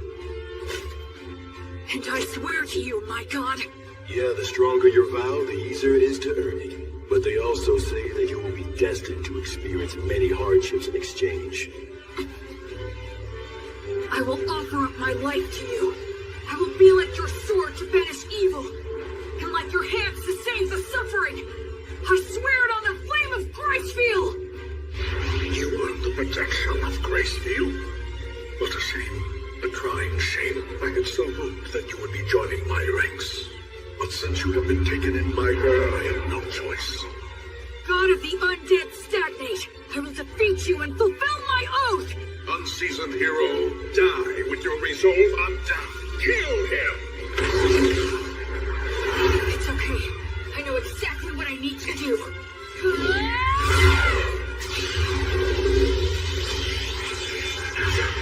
Divine torch? Gracefield's divine protection grants peace and guidance to the souls of the dead. How dare a fledgling priest put on such airs? Acceleration! War started!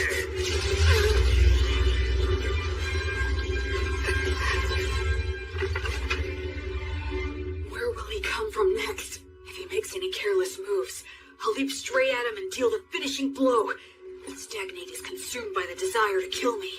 We're on even footing. If I fight him now...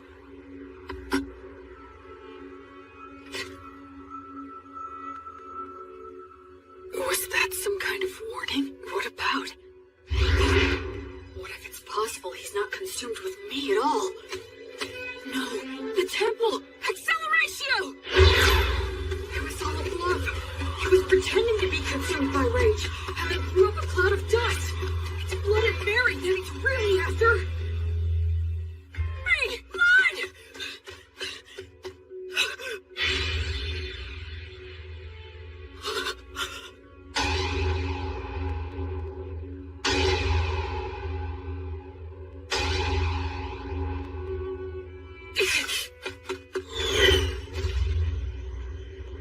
It's no use. I won't get to him in time. I borrowed the strength of a goddess and finally managed to stand on even footing with him. But then I fell for a trick like that. And now it's all over?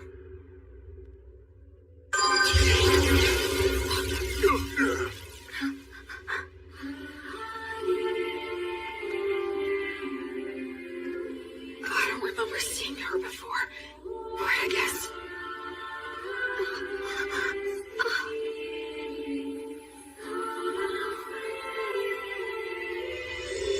Suddenly everything was clear to me. Mary had been forgiven all along. Mater never resented Mary for a second. Mary didn't seek forgiveness even once, nor did she ever expect lenient treatment. That's why Mater continued to watch over her and admonish her as she wished, and she's kept that up for 200 years, never revoking her divine blessing, so Mary could finally forgive herself. What mother wouldn't protect a daughter in danger, who's devoted her life to worshiping her? The Earth Mother Mater that Mary reveres is truly a great goddess. In this moment, Mater has granted me grace field, battle to fight, grant this soul pacing guidance! The divine torch guides souls into the cycle of death and rebirth, but it still can't completely defeat stagnate. So what I need to do is... That's right. Since these two are resisting, the divine torch will guide them back to that cycle, which means I have to protect them! Delay the cycle! Finish the guidance! And in the moment when he erases my technique...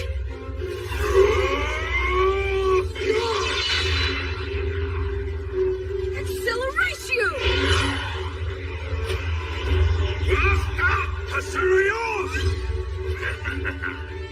You should start off by learning how to use your minor magic more skillfully and accurately. An accelerating strike like that is far more versatile than some magic that would erase his existence!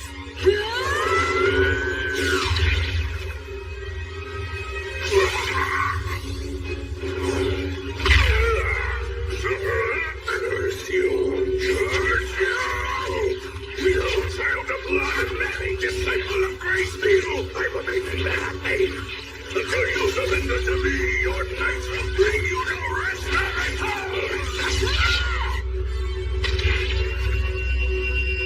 That's the kind of thing a third-rate villain would say. God.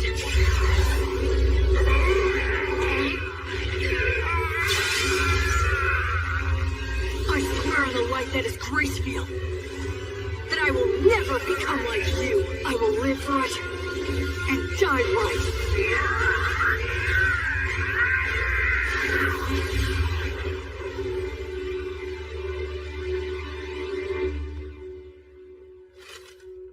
Quietity, ambulare alivita, noli fugito, etium sigillum.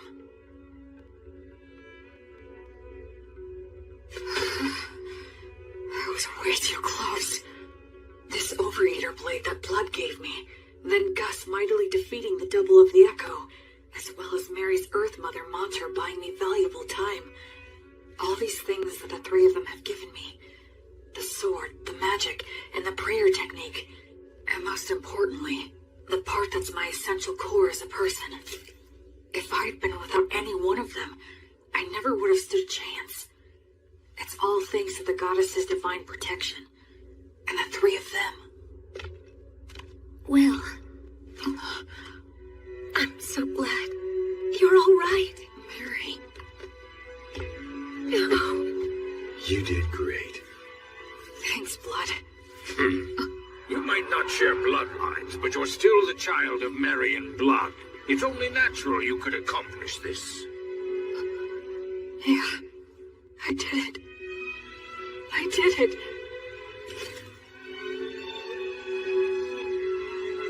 I protected them. I'm here now with the three of them. Alrighty then. Let's have a party. We can celebrate Will's victory and adulthood. Yes, you're right. Cleaning up here can wait until another day. Well then, in that case we'll have to break out the you-know-what from 200 years ago. You mean that good stuff from the dwarfs? How long you been hiding that stuff, old Gus? Well, it seemed like a waste to let a child drink it. Is it good? Can I have some? Even I would drink it if I had a corporal body. You can fake it, can't you, old man? We're celebrating. Yeah, drink with us, Gus. Come on. Will, Huh? you must be careful not to drink too much. If you repeat what happened last time, I won't show mercy again.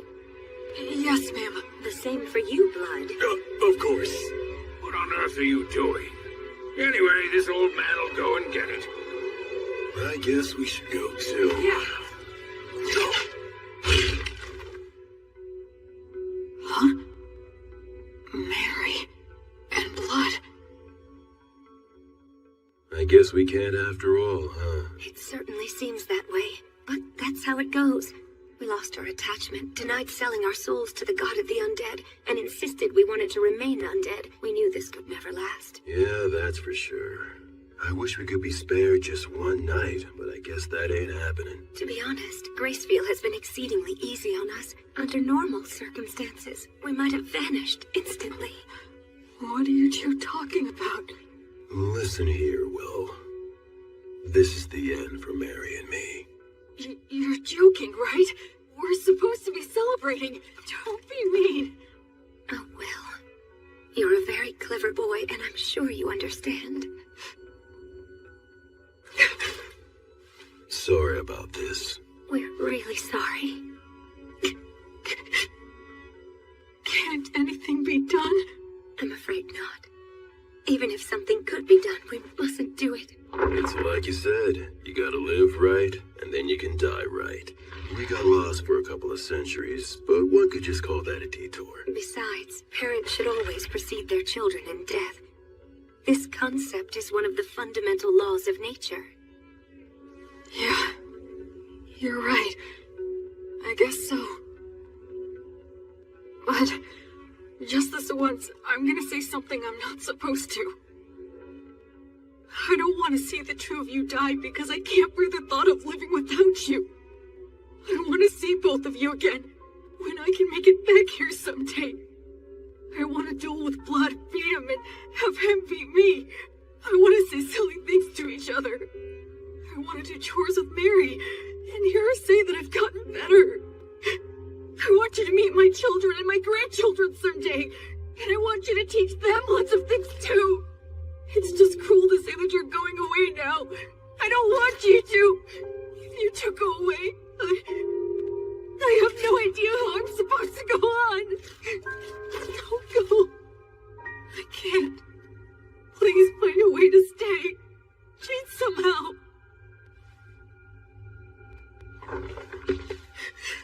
Hey, there's no need to be selfish now. Blood is right, Will. Be reasonable.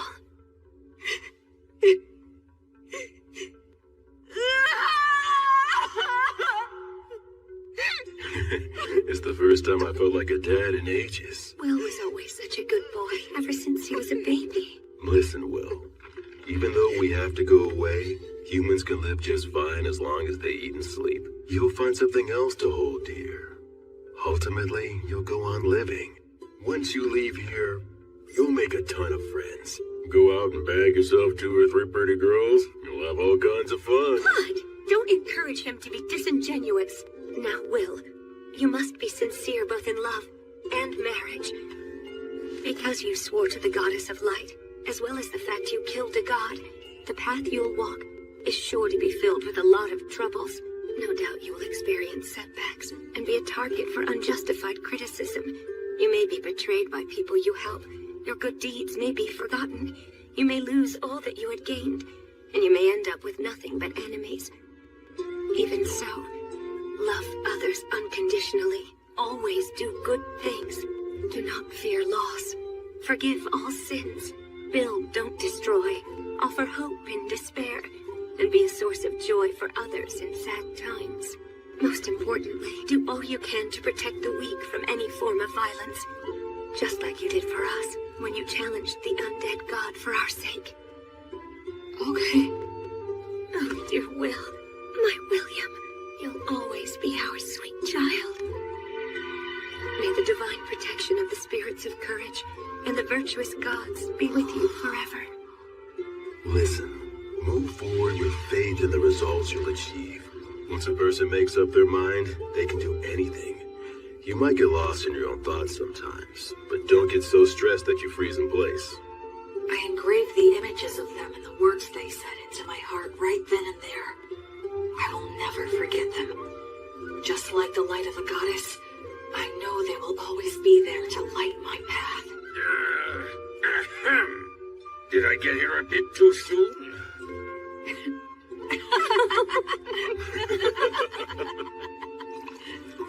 After that, we all celebrated my victory and my passage into adulthood.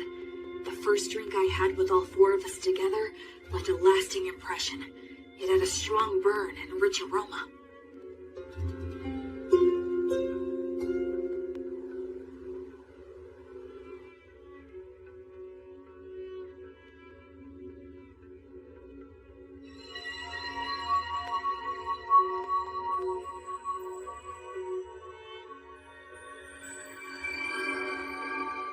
That day, the holy light guided my parents back into the cycle of death and rebirth.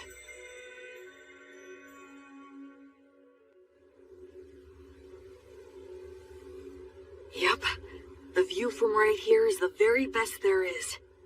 Mary, Blood, I know you're not here anymore, but I'll still come back. Just to let you know how things are going. If I make friends or start a family, I'll bring them here. I'm determined to become an adult who can tell you with pride that your child is living really well. So for now, I'll be leaving for a while. Are you all done? Yeah. By the way, how come you didn't die as well? That was cruel. Are you aware that you just wished death upon an old man? You're evil. Aw, you're bumming me out. But actually, I was just thinking about how all of your wonderful treasures would be mine if you died. You're an evil grandchild! The evil grandchild just outed himself! Come on, I only meant that all the money you have no use for would finally have a good use. Know what I'm saying, Grandpa? Yes, fair enough. Fine, take it. Huh?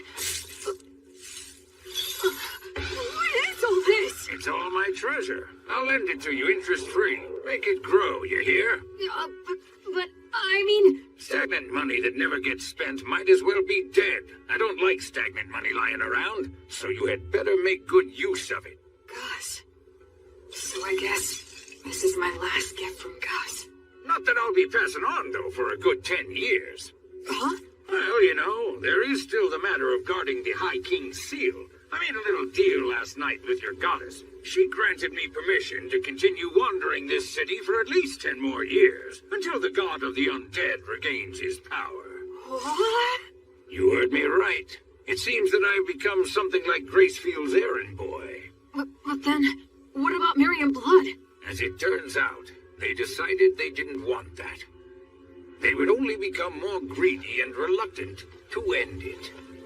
If given 10 years, they would want another 10, then another 10, and then to remain here at least until you pass on. They knew they would naturally desire this, so they consciously chose to die. Just like what you went through.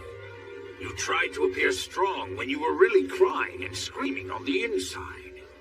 Granting a position for that greed to just one old man is quite enough. You really are rock and roll, Gus.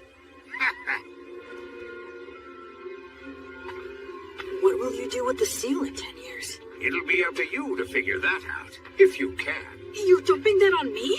It seems that the worship of Gracefield has gone out of style in the world outside, She had to use a great deal of strength recently, just intervening for us.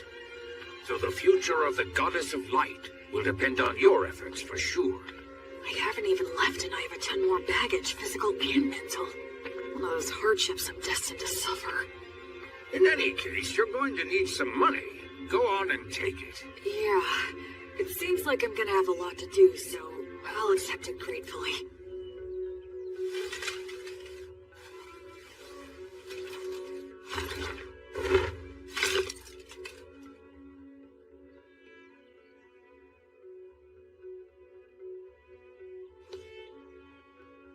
This is it. I'm leaving.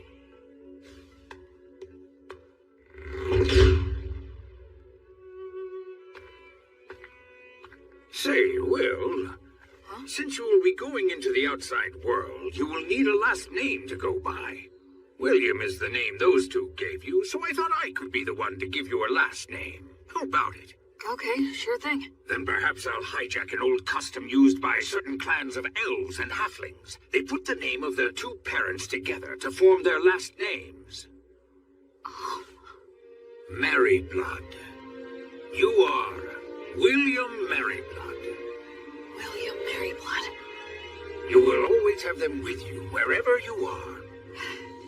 Thank you, Gus.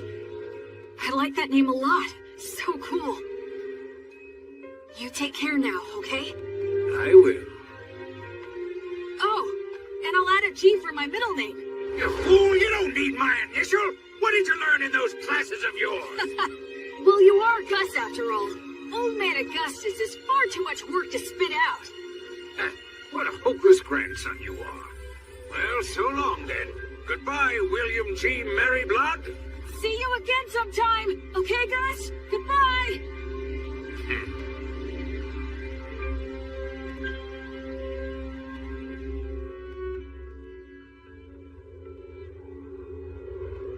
Hey, Fortress General! You doing good? It'd be perfectly natural for two warriors to introduce themselves, say a few words before facing off.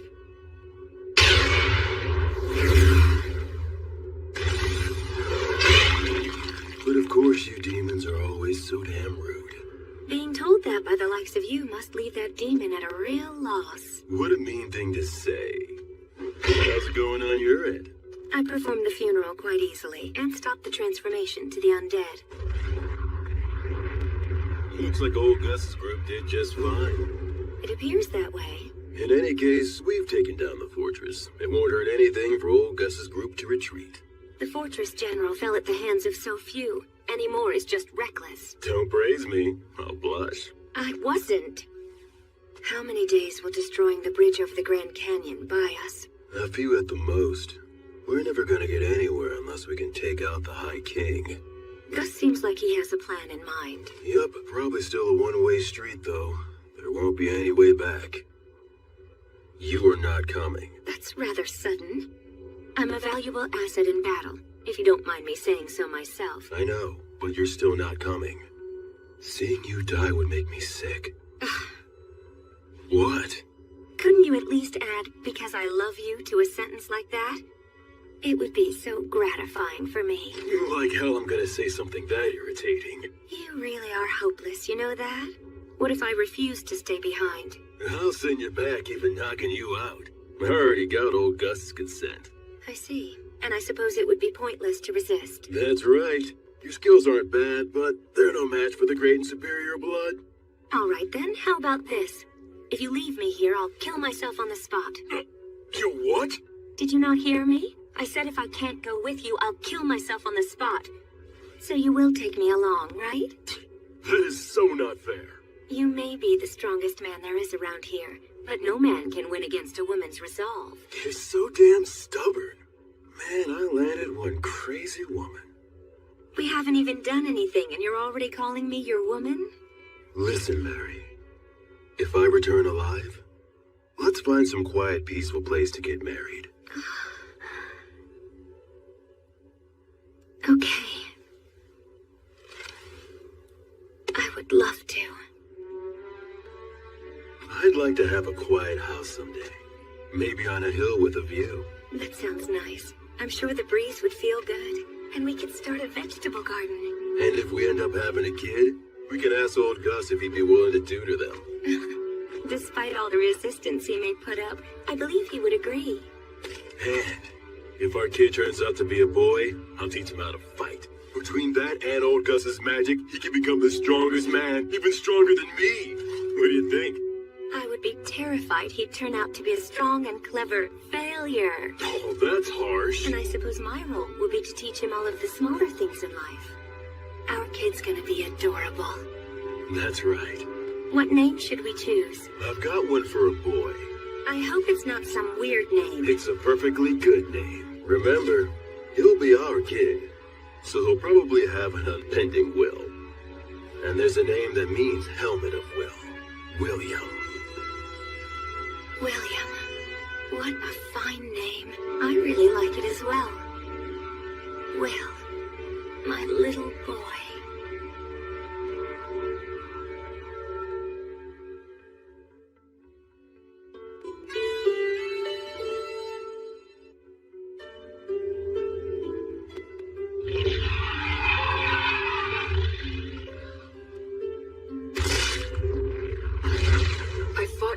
Several times since I left the city of the dead. As someone trained by blood of the others, and after fighting an undead god, everyday demon riffraff are nothing to me.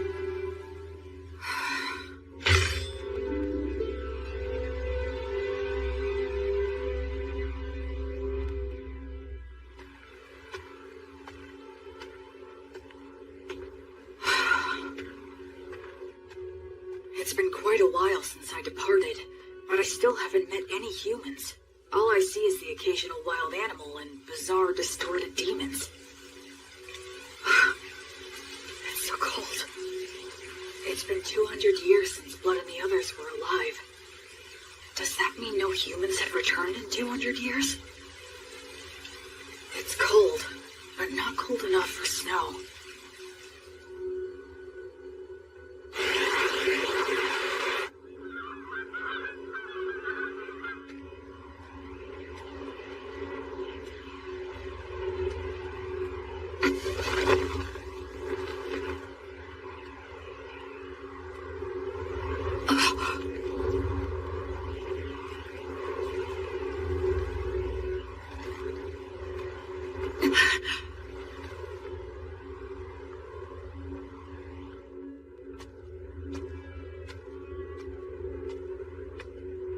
But there aren't any people.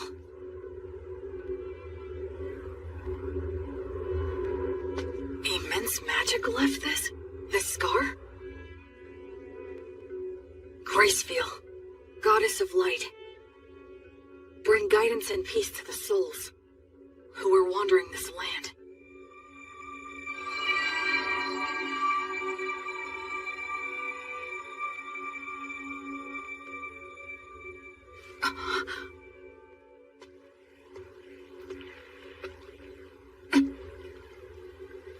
Yes, of course. It has been 200 years.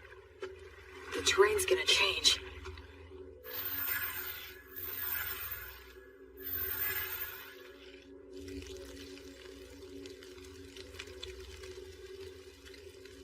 I'm running out of preserved food, but I can get bread by praying for the blessing, and I can purify water so I can survive for a while.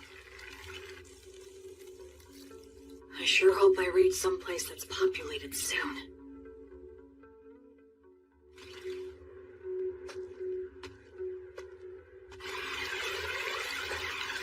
If I keep walking downriver, eventually...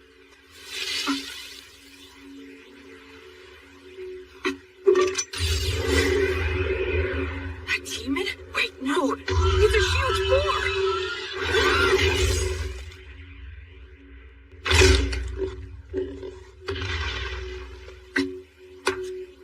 I should finish it. What's this?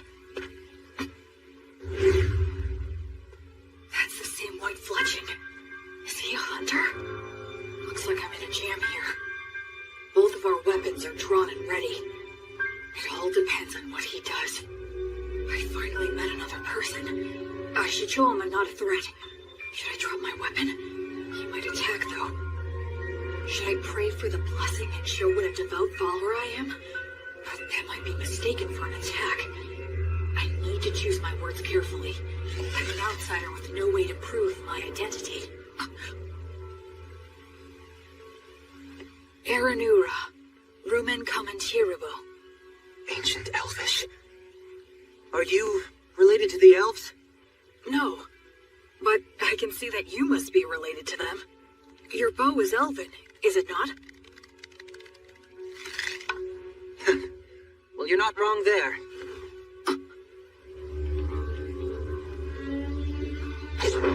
So what? The more important thing is, did you kill the boar? Oh, yes, it was me. That boar was my quarry. You took the kill from me. So, I almost said sorry out of habit from my previous life. Yes, you're right. It charged at me out of nowhere. I was forced to protect myself. Anyway, this will take some negotiation.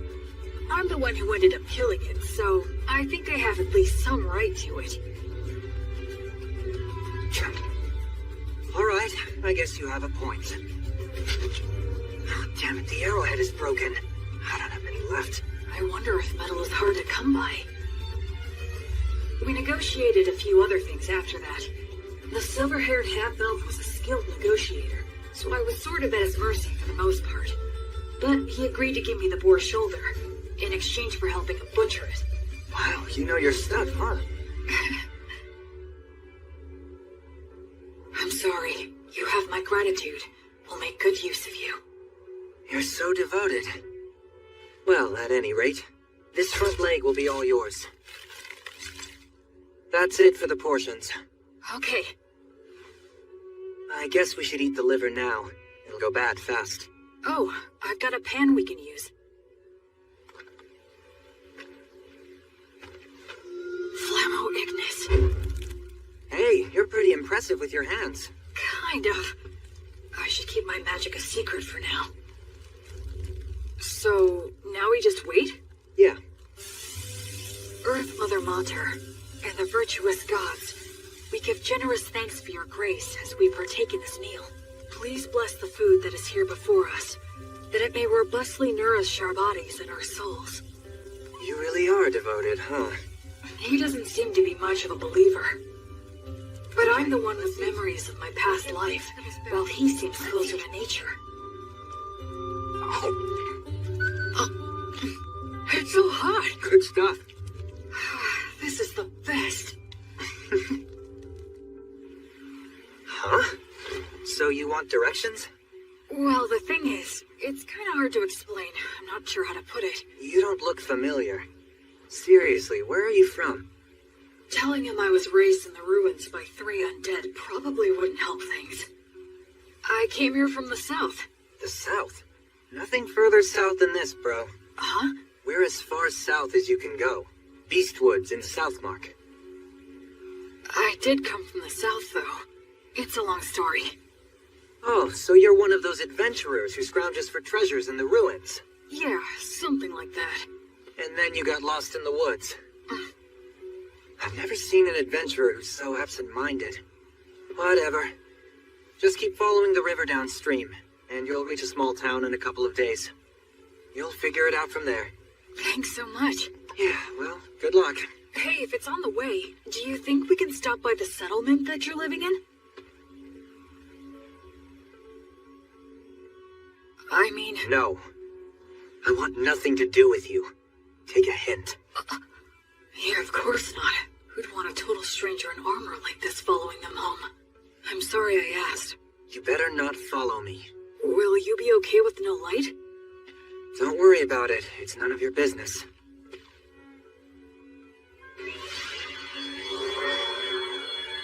What are those? Fairies. I've never seen them.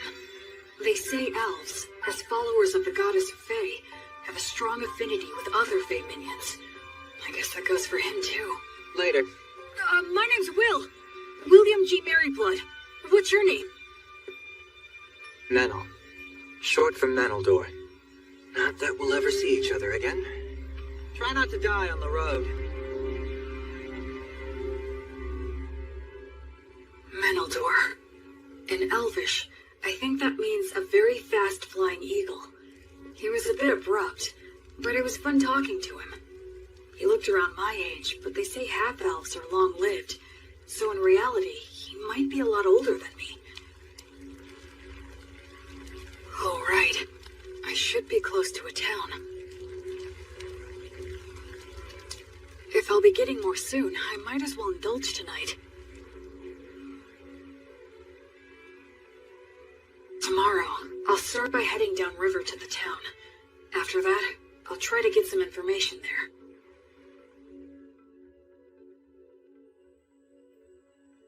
O light, my heavenly light, as you travel, I pray strongly for thee.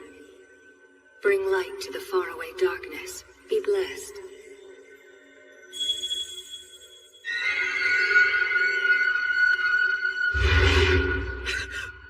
No! Was that a divine revelation? Lumen! A tragedy is about to befall a nearby village, and Menel is going to be caught up in it. Invenire tu manum! That way! There it is!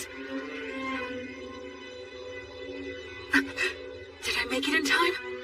Erasus.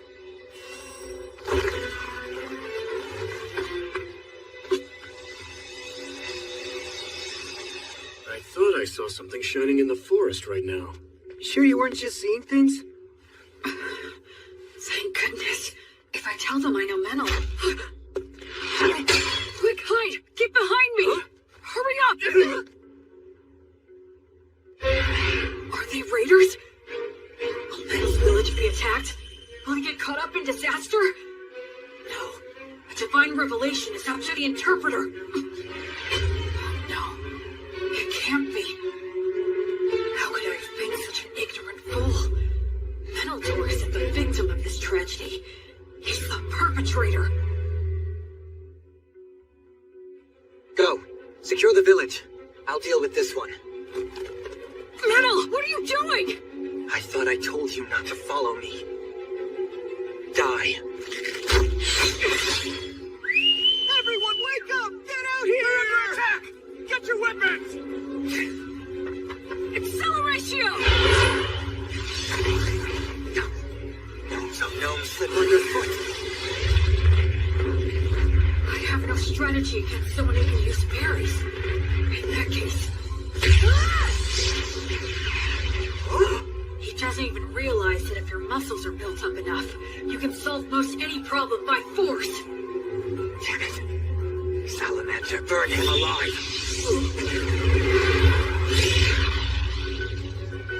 No way. My. You're quite strong, aren't you? Yeah.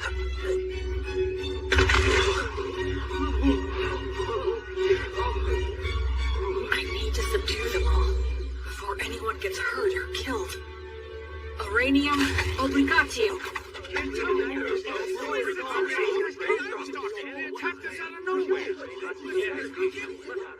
I hate to let a warrior priest see us behaving like this. Thank you again. We appreciate all your help from earlier. Pleasure meeting you. I'm John. Likewise, my name is William. People from all over with different ideas about the law drift to this village naturally. It's always like this. This village is in an area of Southmark known as Beast Woods. Apparently, it falls under the rule of the Fertile Kingdom, but the law and authority of the kingdom doesn't reach these dangerous remote regions, so the area is dotted with villages populated by criminals, fugitives with no relatives, adventurers who scavenge the ruins, and other outsiders. Of course, I'm one of those people myself. So, what's going to happen to them? I'm not sure. Your guess is as good as mine. They're all from a neighboring village, which is about a day's travel from where we are right now. Neighboring village? Neither of our villages are all that well off, but I thought they at least had enough stored up for the winter. And we have always gotten along well enough. Also, that silver-haired half-elf is a well-known wandering hunter in these parts. He's helped us get rid of dangerous beasts lots of times. But this... Settle down now.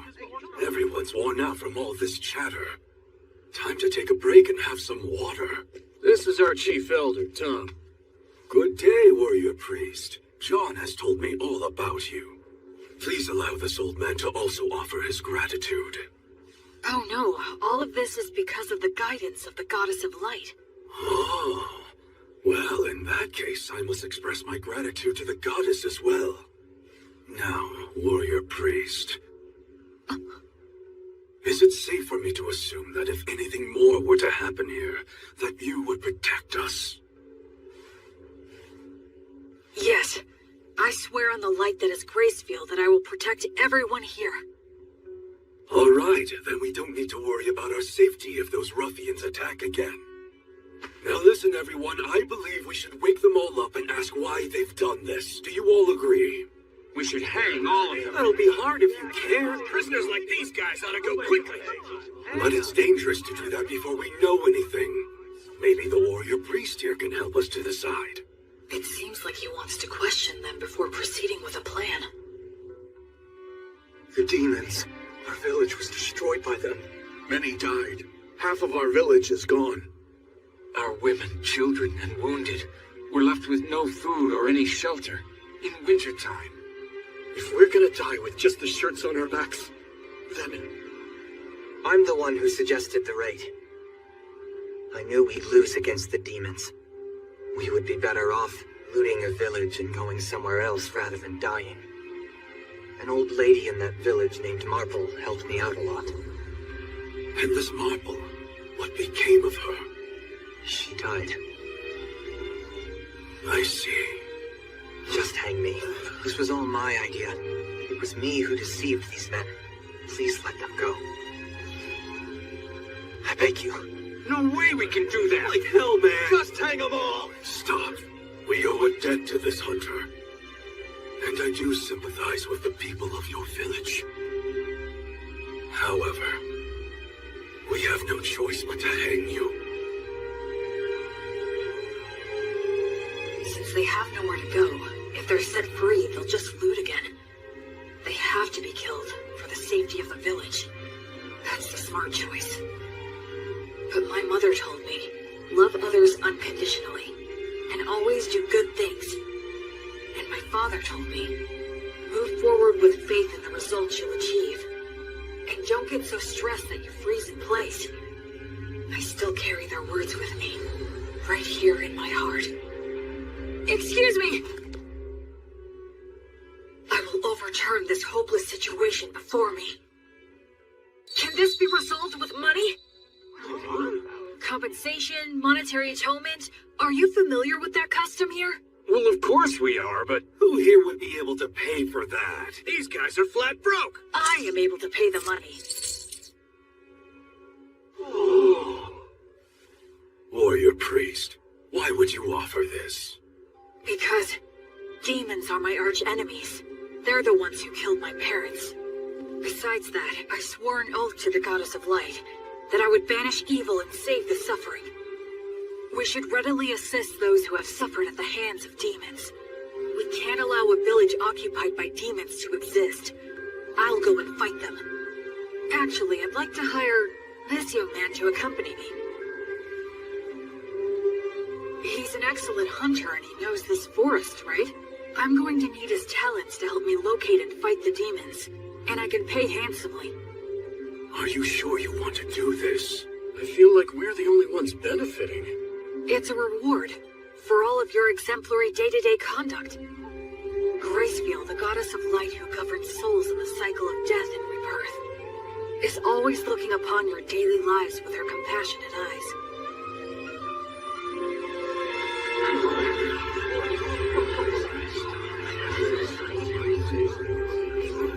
Then let us untie them now. All right. I managed to turn that all around, at least I think. I had a feeling that somewhere, some god was giving me a tiny smile. The people of the village that was attacked took in all the villagers who were involved in the raid. Part of it was to use them as hostages, I'm sure, but safe is safe. So are you going to tell me what you're really up to? I I don't have anything to hide. I meant what I said. Because you're a warrior priest? Well, I almost forgot. I know it's already after the fact, but you will let me hire you to take you back to the village and destroy the demons, right? You're asking this to the guy who instigated a raid and a murder. Shouldn't I be punished? I already cleared your debt by paying reparations. Besides, it was the only way you could help out. The people were starving, right? It's never crossed your mind I might betray you? If you do, it's the people of the neighboring village who will suffer. You're too damn nice. One of these days you'll be picked apart and left for dead. Well, I'll be very careful then. Okay, sure, I can work for you. I do need some money after all. Great, thanks.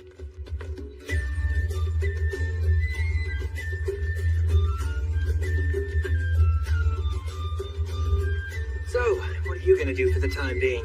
Huh, Mr. Bossman? Our challenge is that demons have occupied the neighboring village. Right. I guess we'll just charge in. We don't have much time. Oh, what are you, insane? There are a lot of them, and they've got demon beasts. You got a plan? What are our odds? It'll be fine. I'm used to them. Well, you are right that we have to hurry.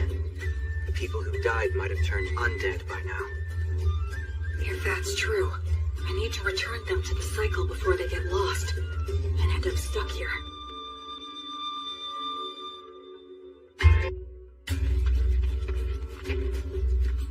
Come this way. Can we get through here?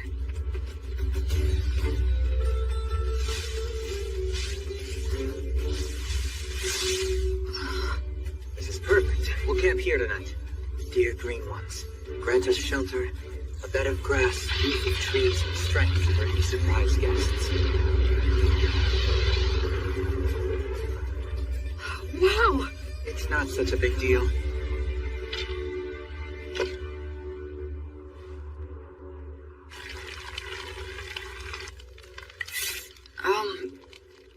You're awfully quiet. Did I do something wrong?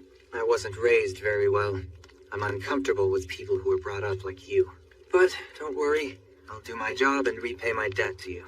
I wouldn't say that I was brought up that well. We'll reach the village by morning.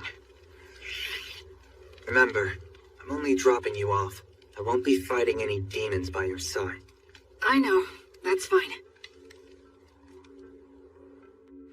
Shouldn't we keep watch? The fairies will do it. They'll wake us if anything happens. Hey, why don't we stay up and chat for a bit? I'm tired. If you want to stay up, do so on your own. I wonder how long it's been since I began my travels. One thing's for certain. It's my first night spent with someone else since my departure. Ruins, huh? Used to be. The stones and stuff are pretty useful for building these things. The village is just ahead.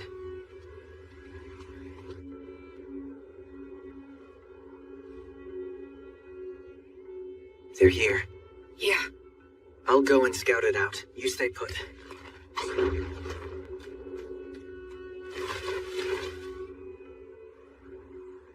A ritual?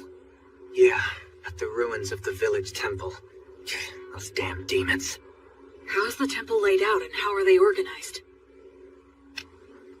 About like this.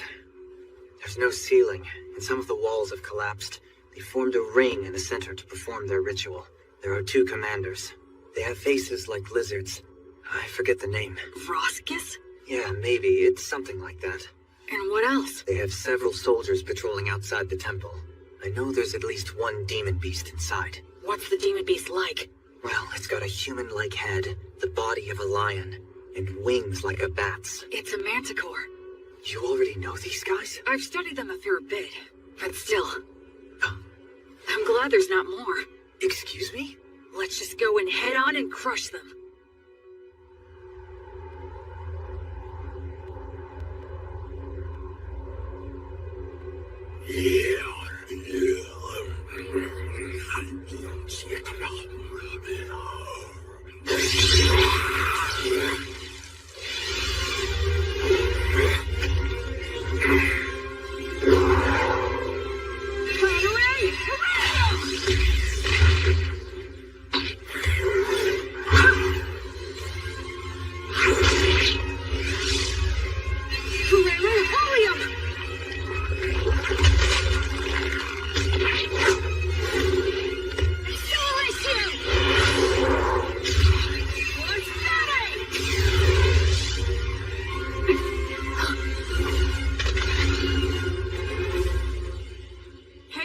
said you weren't going to fight.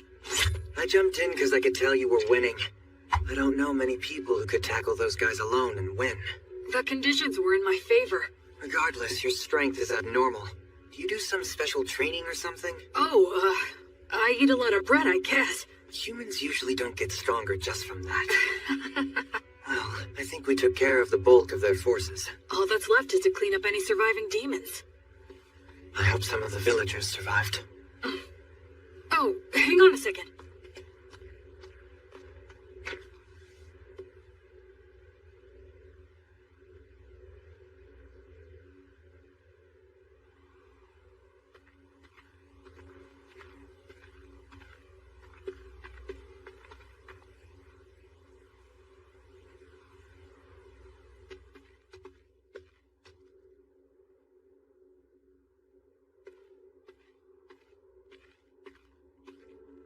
Brother!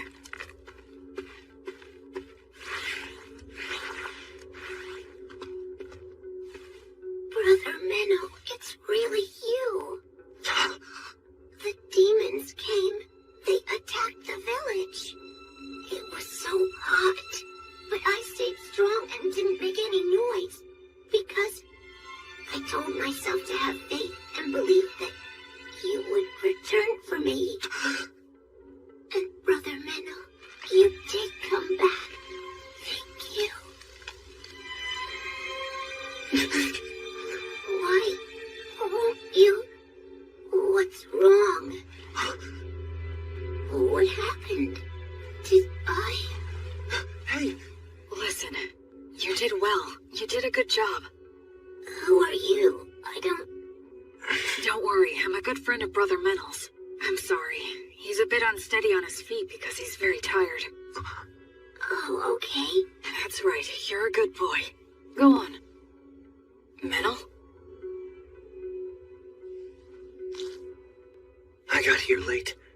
Sorry about that. That's alright. It's fine. You must be tired. You should rest. Yeah, you're right. I do feel kinda sleepy. Sweet dreams, little one. Goddess of Light, Gracefield. Grant him some peace.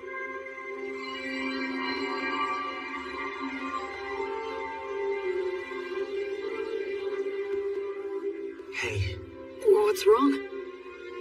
I'm really sorry. Sorry for what? I underestimated you. I thought you were just some rich boy who happened to earn a god's protection and got cocky, spouting mindless cliches. Anyway, I'm sorry. Don't worry about it. There was still a distinct look of pain on his face, but Menel also had the faintest of smiles. He didn't hesitate anymore after that. He held the hands of the undead and exchanged farewells with them.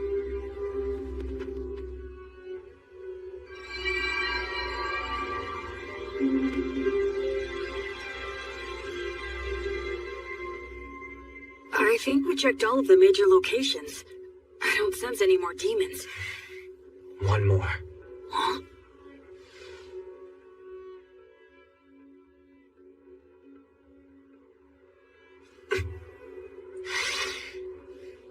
Hey! You in there, old marble? Huh? Whose voice is that? Oh, look, it's you, Meadow. This ghost is close to the highest rank. Her soul must be extremely tough. If she resists, my power might not be enough.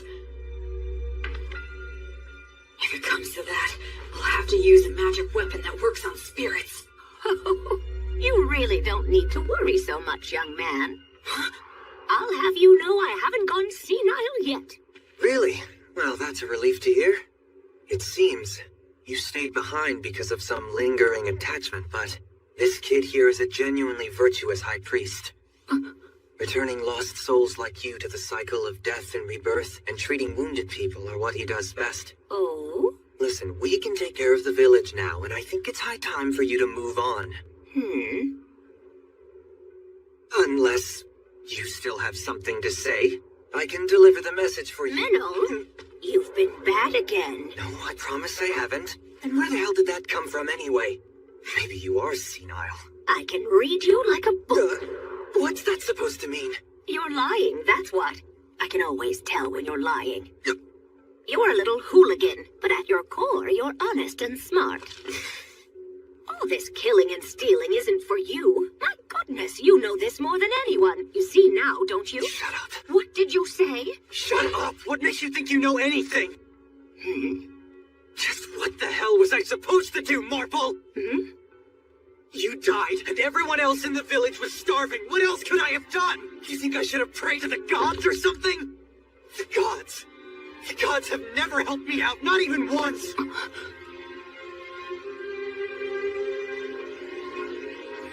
Damn it! Damn it! Damn it! Damn it! Damn it!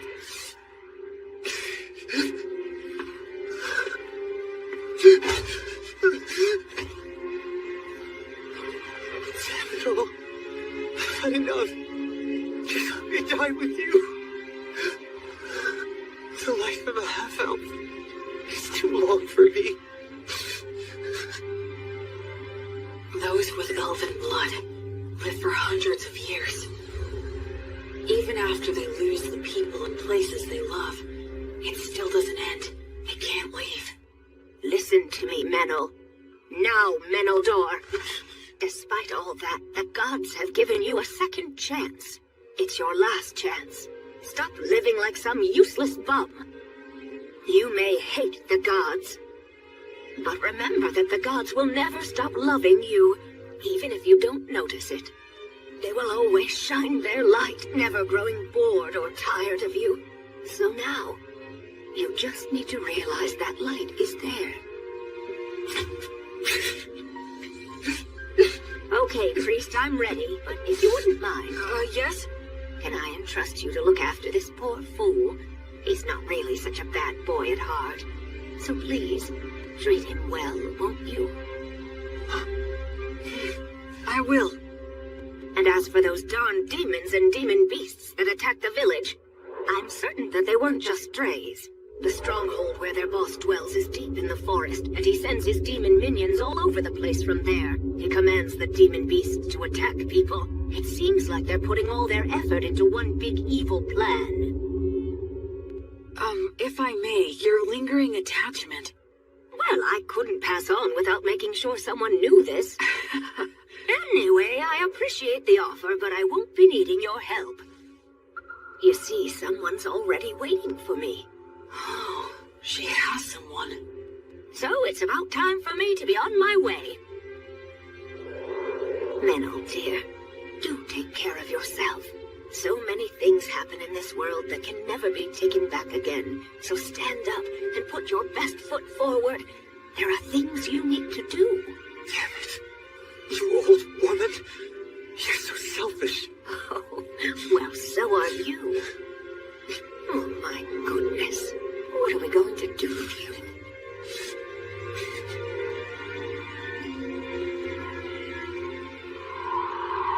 Well, I'll leave the rest in your hands. Of course. You can count on me.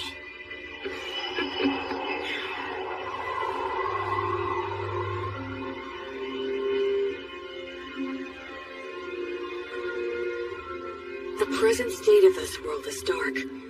At the very least, in this area known as Beast Woods, demons and demon beasts still run rampant, never fully exterminated.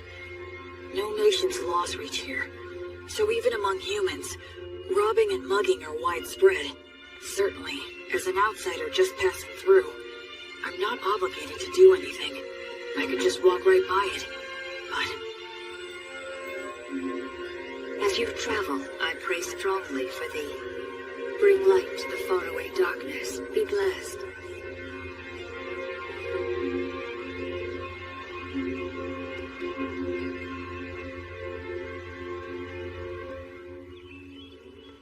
a few days later, the villagers returned. Though they were shocked to see the state the village was in, they eventually gathered up their remaining farm tools and started digging holes to bury the dead. And we all laid them to rest together. So, What are you planning to do now? Well, feast your eyes on this.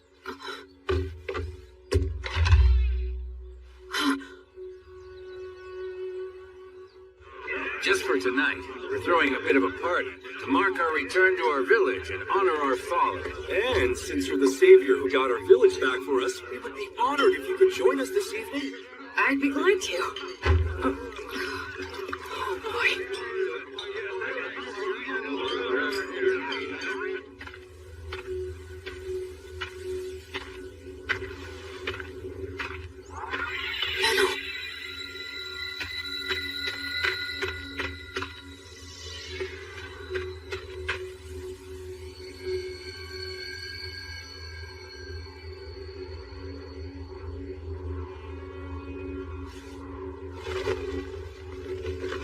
Hey.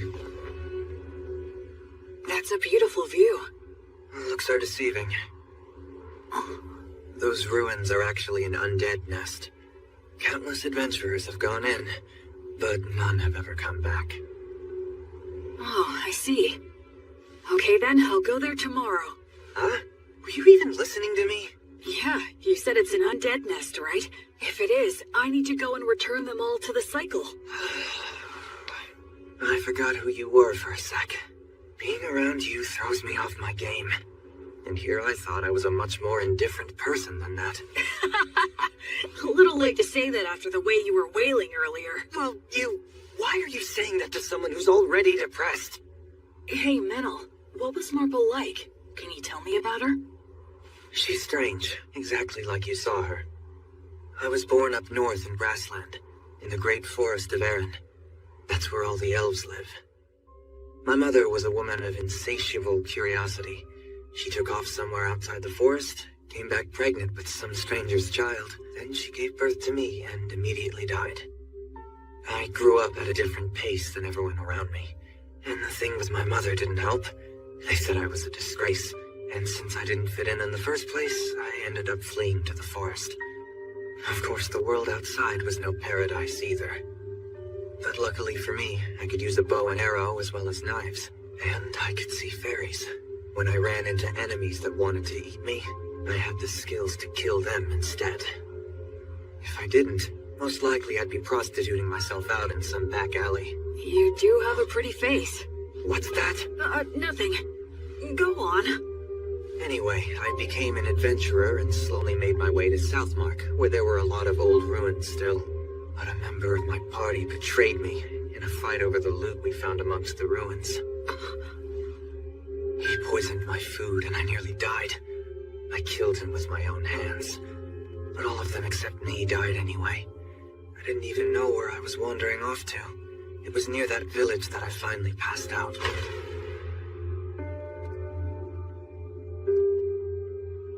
Marple was the one who found me and took me in. At the time, she wasn't that old yet, but she was still such a weird woman. She lent her bed to the antisocial kids she'd found lying on the ground. She let me eat her food, and even lectured me about trying to live a decent life.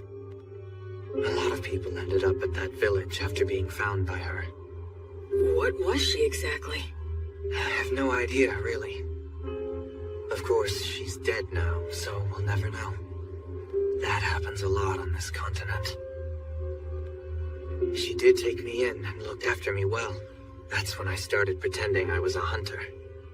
There are a lot of nasty creatures and demon beasts in this area.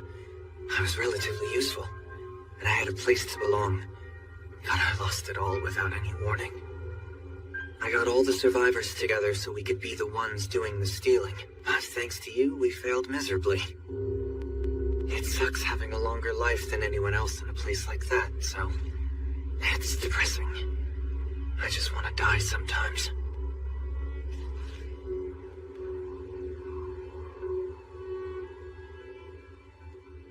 Well, I suppose I'll get back on my own 2 feet soon enough, huh? What? Stop making faces at me. Huh? Just saying that there's a huge difference between your priest self and your normal self, huh? What? So, Will, priest of the goddess of divine light, I'm grateful to you. You stopped me before I could do something irreversible. and you saved the people of the village.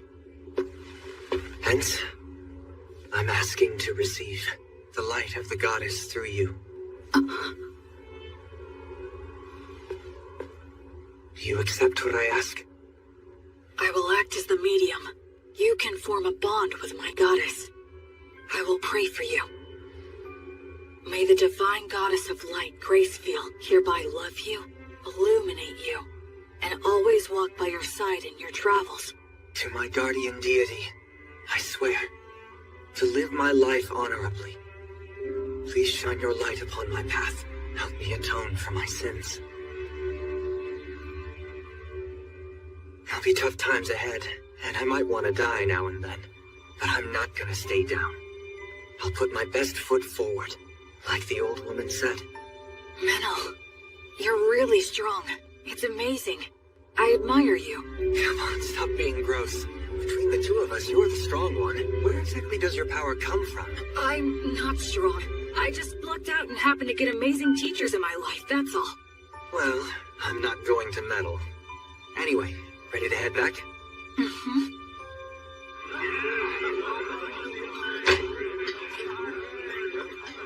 Blood. Married. So, I think maybe I just might have found the very first person I could call a genuine friend. This looks bad.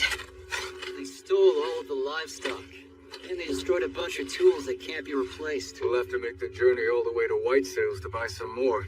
But with whose money? Well, we can't replace everything. Hey, what exactly is White Sails? Oh, are you being serious? What's your deal? You grew up in a cave or something? Sorry. So, White Sails is this... Oh, could you tell me about the history of this place, too? Yeah. All right, fine. You know we're in the southernmost continent, known as Southmark, right? Yes, that I know. So around 200 years ago, Southmark was engulfed by a horde of demons. The 100 heroes took out the king of the demons, but the humans abandoned this continent, crossing the sea to retreat to grassland in the north. The 100 heroes. That's Blood and his buddies. Since the Fertile Kingdom unified the southwestern region of grassland, they've been cultivating the land with the intention of reclaiming it. And as for the area of White Sails, it's the port town that became the center for immigration from the north. I see. A lot of misfits and aspiring heroes go there. Also, those with divine revelations. You're hoping to gather more faithful on this trip too, right? I understand that Gracefield used to have a lot of devoted followers on the southern continent. Can you tell me more? I think that most of her followers were scattered after the Great Collapse. Yeah, that's right. But those followers who managed to escape to grassland kept her name alive. Yes, even so, her following has declined quite a bit. Rampant demons and demon beasts. Villages that resort to thievery. Faith in the goddess dying out. Perhaps this was the mission that the goddess had in mind for me all along? Well, enough of old history lessons. We need to help the villagers now. Yeah, with regard to that, these villagers don't have a lot to spare. Hey, Metal, want to explore some ruins? We'll divide the loot. What? I didn't expect looting ruins to be another one of your specialties. I'm used to them. Seriously, who are you anyway? But we do have enough money to rebuild now. We can buy new tools and livestock. Plus, I made up for my personal expenses. Can't wait to get to the city. First thing we're gonna do is eat there. Seafood's in season, so... Someone help us! A giant ape! The two running from it are a halfling and a hawker? Stop! Good grief! Stop it!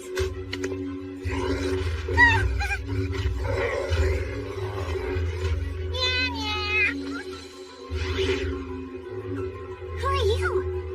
What is this dangerous? Blood told me that when facing a wild animal, the moment you break eye contact, you lose. Well then, come at me if you're going to. We can do a little wrestling.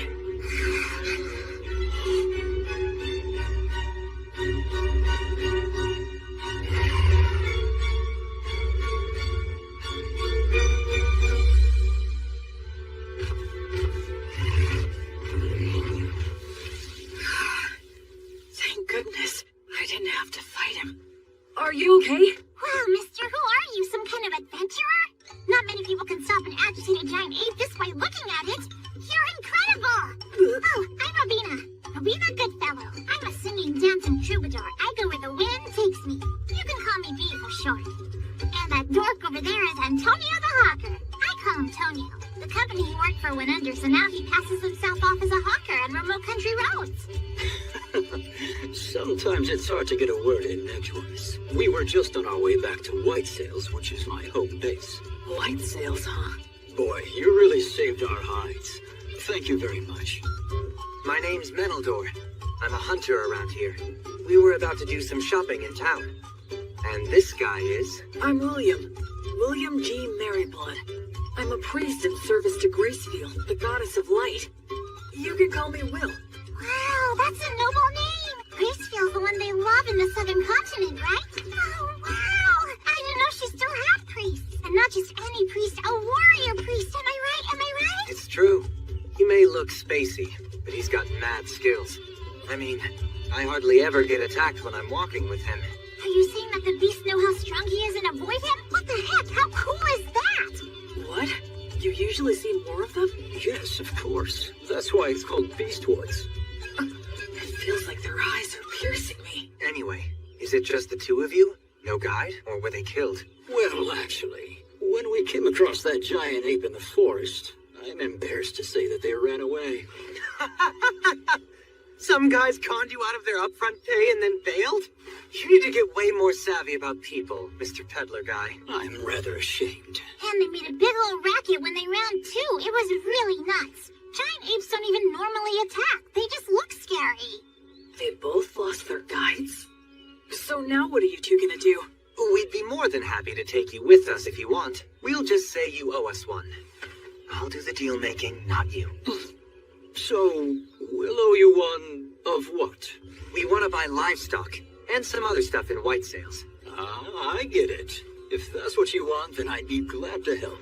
I can introduce you to a dealer that I know. We appreciate it. And sorry for butting in. This guy has no idea how the world works. So are you really born as a true noble? He has that air about him? Like he's pure and untainted? Nah.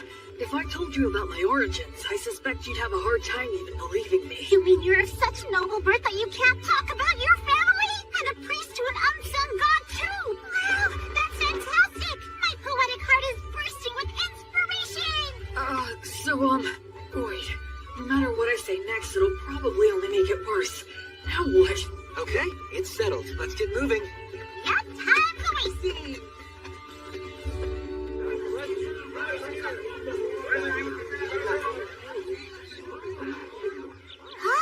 This place looks perfect!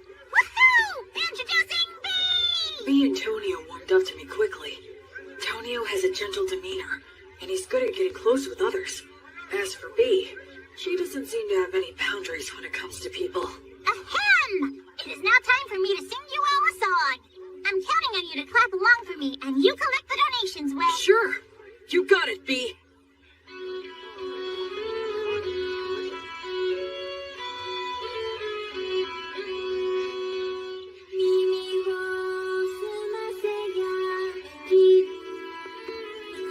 It's amazing. Every time we walk into a village, she lures everyone in. It's really impressive. She never gets tired. Very well. Right here. They make a good combo for doing business. Huh? A lot of hawkers use high-pressure tactics or even petty thievery to make their cut. I see. I guess it's true about him working for a company. I will. Excuse me, I'd like to ask you something. Sure, what is it? Well, this is my question. Can the blessing you invoke heal sickness and injury? Yes, it can. I see. Then I have a proposal for you. Huh? Goddess of Light. You're as good as new. Oh, wow. Thank you. I'm so grateful. How much do I owe you? Oh, don't worry about that. Offer your thanks to Gracefield. And if Tonio has anything you like, please purchase something from him. I'm a priest who is still just in training. Yes, okay. Thank you so much. Let's get something to celebrate your recovery. How about this hairband? So B attracts the people, Will offers his healing, and both bring him some business. Smart guy. Tonio's pretty cool. Yeah, I think this will help with the return of the Goddess of Light. Her power is damn impressive, though. Well, the blessing is a rewrite of reality through the sublime power of a god. That's how it can heal a wound as if it had never happened. Huh. I'm only borrowing this power from the goddess. I have to be careful not to mistake it for my own power. What? Still in training, huh? Well, I really am still in training. Will, done with your free treatments? Oh, yeah. Then come with me. Huh? There's a party to celebrate everyone's recovery. Right now? If they're at a party, she can sing again. He can sell more of his goods. He's a sharp salesman. We continued to pass through several villages, earning money in the same way, as we made our way north for a couple of weeks. Then we emerged onto Wheat Road. Let's sleep over there tonight. Man, you guys went too crazy. It's already dark. Sorry about that. Whee! I'm in such a good mood today, I'm going to give you all a free performance. Wow, how generous of you. Now, wonder what I should sing. I think Race Stop the Penetrator is epic, but it's way overdone these days. I know! The three heroes from the killing of the High King. It's a really good one. It's got the Wandering Sage, War Ogre, and the beloved Daughter of Mater. Ah, that sounds great. Now that's a solid pick.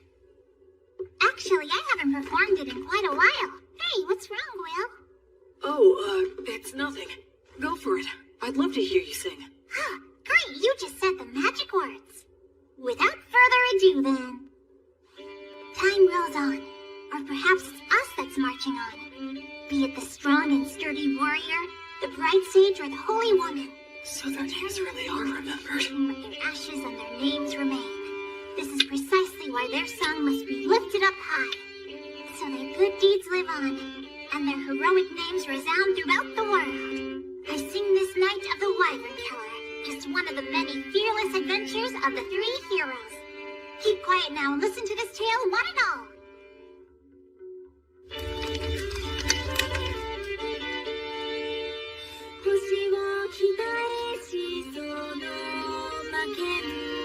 Jeez, Blood.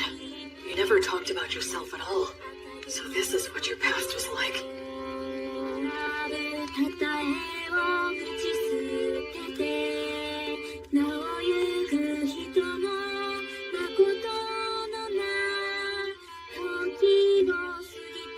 I guess no one knows Gus's real name was Augustus.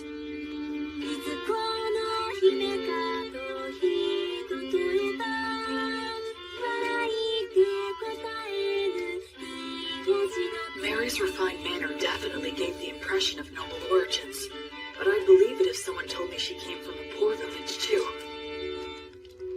These are bygone days, now far away in the past. Oh, countless wishes now left with no way home. I can only play your melody loudly, to be carried upon the passing winds. The story takes place before they were known as heroes, when the three of them were traveling together. A certain remote village that they visited was attacked by a wyvern, and a beautiful half-elf was chosen as a sacrifice to appease it. Upon hearing of this, Mary said they should save her, but Blood asked where they could possibly get the money, and Gus said nothing. Their personalities in the song are slightly off, I think, but still, it brings their voices, words, and expressions clearly to my mind.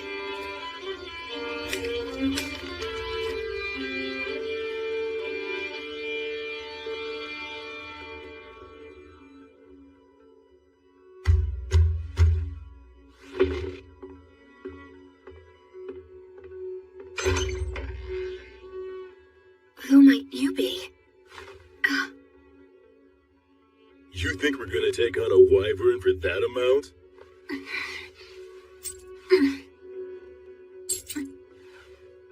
Ah, what fine money. Look how it sparkles and shines. If this will be the payment we're given, then... We have no choice but to do the job. Oh, damn, you're such pushovers. There's no profit here. I'll pay more if it's not enough. You can sell me to a slave trader if you want. You think even that's enough? You do have some guts in you, kid. You're small, but a mighty warrior. When a warrior swallows their pride and asks for help, it's only right to give that help. Let's do it.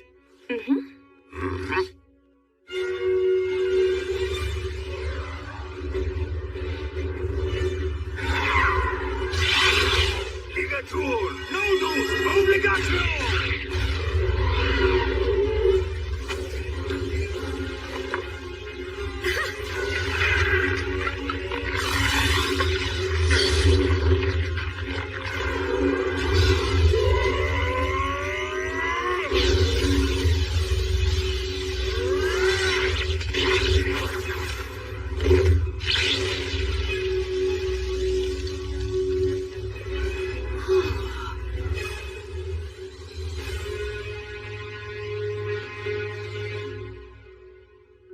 So, what are you gonna do now? Neither one of you can stay in that village anymore. We'll manage. Then take this with you. Old Gus here carved words on it. That'll serve you better than some cheap good luck charm. You certainly can't be a warrior if you don't have at least one dagger with you. Please take this as well. Take care of yourselves and be good to one another. You will face many difficulties, but never forget the value of perseverance. But this is more than what I paid you. We can't accept it. Ha! Who said we're giving it to you? It's an investment, merely a loan. A loan? Listen, you two must live the best you can and build up fame and fortune for yourselves. If your names reach our ears someday, well then, we will come to collect what we've lent you, plus interest. In case that should ever happen, I will leave you with my real name. It'll be our password, too. So listen well. Thus, the boy and girl learned the true name of the wandering sage, known to no one else in the world today. Hand in hand, the boy and girl began to make their way to the city, while the three heroes walked back down the road in search of bold and thrilling new adventures. That's the end of this sweet song. But there's a follow-up to the story. Count Dagger of the Fertile Kingdom, his actual surname was Wizard's Dagger. To this day, an elderly half-elf woman still waits at his mansion. What does that mean? She believes someone who knows the sage's true name will hopefully come to her one day, so that she can return what he lent to her, along with what he lent to her husband. She plans to offer her thanks to him when that day comes. That's what this story's about. A story of three great heroes that still echoes to this day. What's wrong? Will, are you crying? No, I'm not. I'm not crying. Aw, come on now. It must have been V's great storytelling that moved you to tears, huh? No, it's not that. I promise you. Aw, don't be shy. There are still so many people in this world who fondly remember the three of you. There always were. That makes me happy beyond words.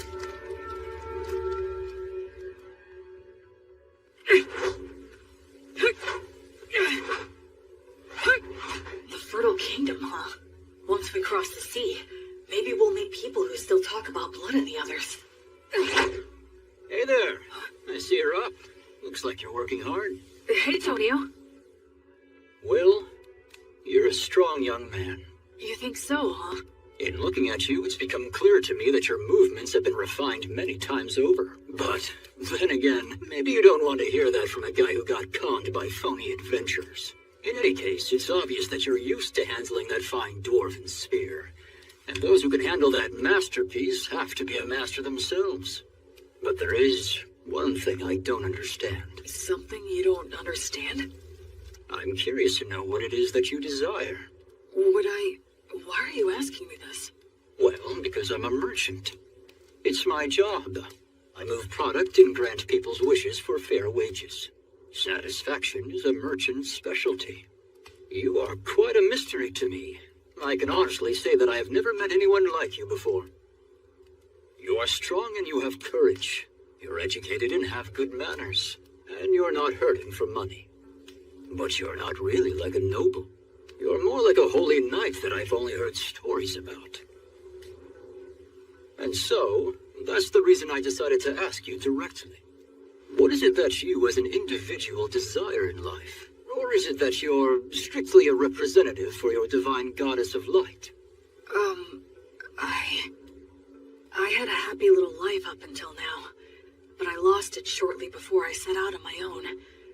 I gained the divine protection of the goddess of light in its place. There's still so much stuff that I don't know about in this world. And so, I'd like to start learning about it. I'm sure that in the process of learning, I'll naturally find out what it is I want. Oh, I'd like to have friends and companions, I guess. Is Metal not someone you'd call a friend? Well, actually, I think he and I get along fairly well, but he seems hesitant to acknowledge me as his friend. He only ever calls me priest, like he has to put me on a pedestal or something. Yeah, having friends is important to me. Yes, I understand. Then perhaps I will nominate myself to be in third place position. Huh? Because I'm sure Metal and Robina would be mad if I jumped in line ahead of them. The very thought scares me. Well, shall we get some water and start preparing breakfast for everyone? Yep. Okay, here you go. Wow, so good! It really is. You're a fantastic cook, Tonio. He sure is. Honestly, it's one of the only reasons I travel with him. We're eating a lot better now, thanks to Tonio's good cooking. That's right, you can't cook to save your life. Well, it's just that... Hey, Menel, your cooking isn't all that hot either. What? You ate it? Well, we always get good bread from Will at lunchtime. Isn't that so cool? He prays and it suddenly appears. I'd prefer to stop as little as possible. I'm grateful to have food I can eat as I walk. Cool. Let's get ready to leave as soon as we're done eating. Yeah. You asked...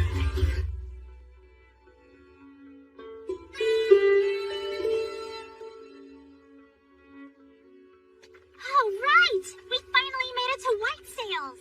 Haven't been here in a while. What do you think? It's amazing. So there's no entry inspection or toll? That's right. It's the policy of the city's ruler, His Highness Ethel. Goods enter the city by boat in tremendous amounts, and then they're distributed throughout Selfmart by land and water. Wouldn't that mean a massive amount of goods pass through here then? Yes, and if all of them are checked at the gates, it would be a hotbed for the smuggling of both goods and people. Oh, I see. So, Ethel imposed docking fees for ships and rental fees for companies setting up shop here to make money for the city, keeping the movement of people and goods as unrestricted as possible. It seems like the economy is their top priority. It's a very advanced city with a real sense of freedom. Quit talking about all that boring stuff. It's Will's first time here. Let's have fun. Come on, this way. Will, this is the city's biggest market. Wow, real people. That surprises you? Look, so beautiful. All this jewelry is in style right now. In style?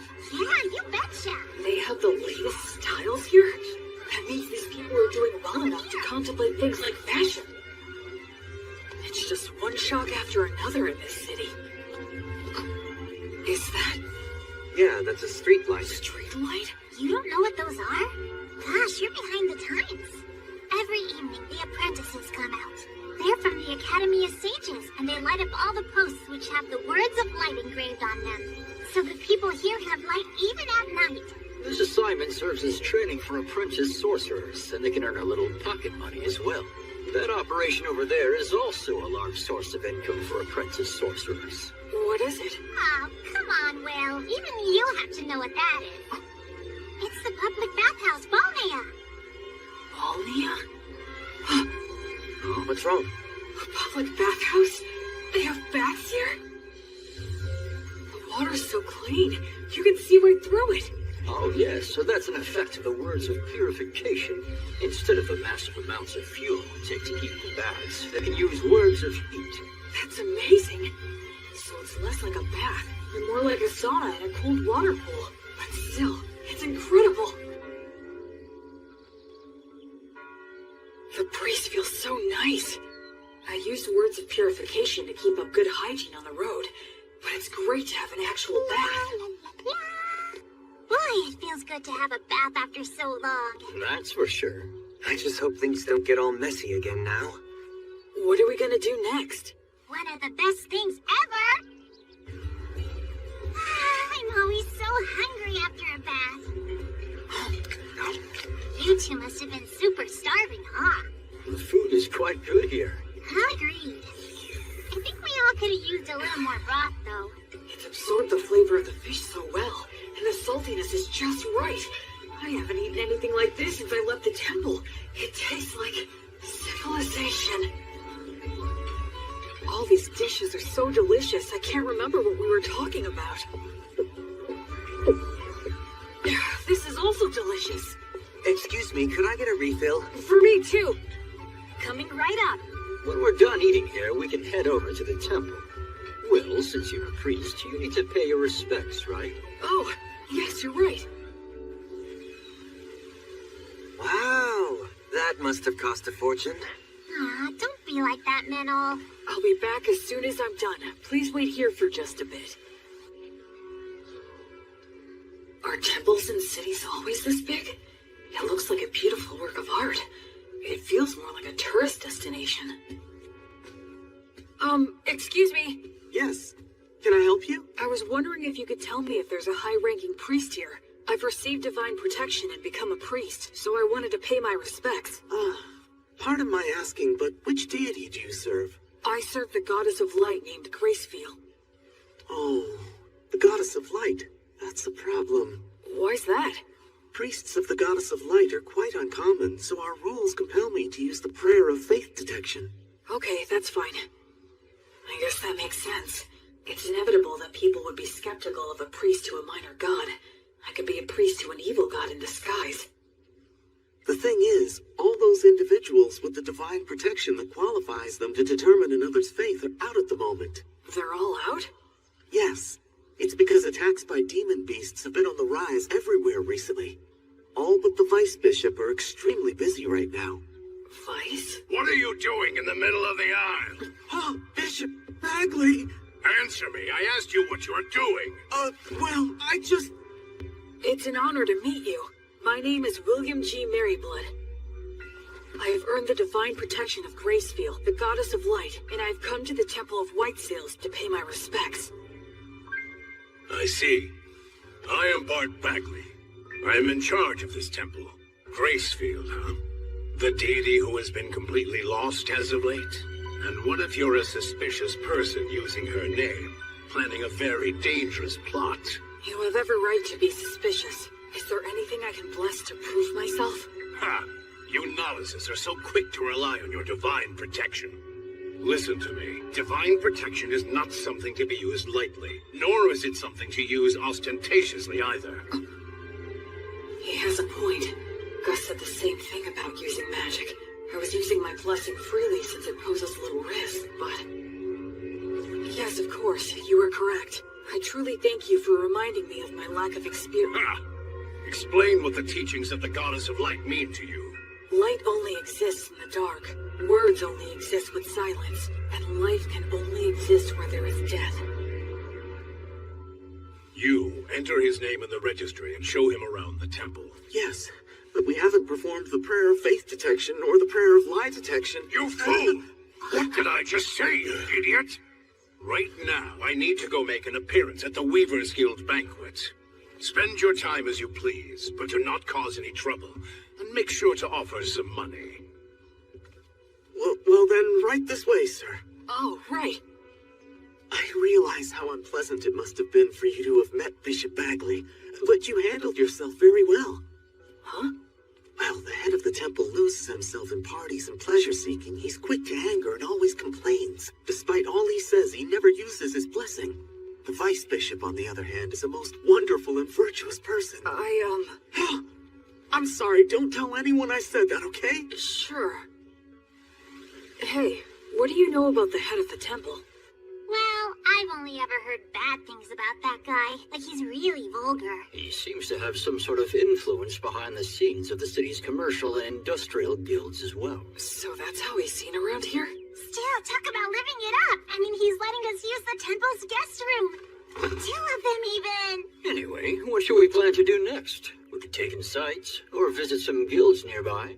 Oh, if we do that, then I'd recommend going to the... Wait a second. What was that? Those don't sound like clock tower bells. Is there a fire? That sounds like an emergency alert. There's a wyvern! Everybody run!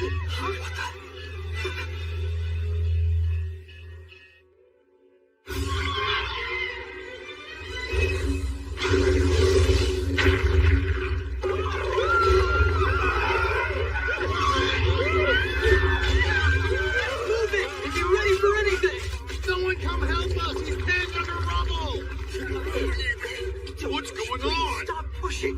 Where is my child? Oh, gods.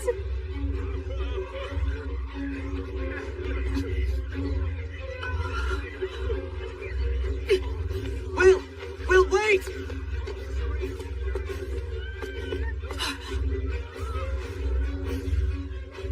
Why is a wyvern here?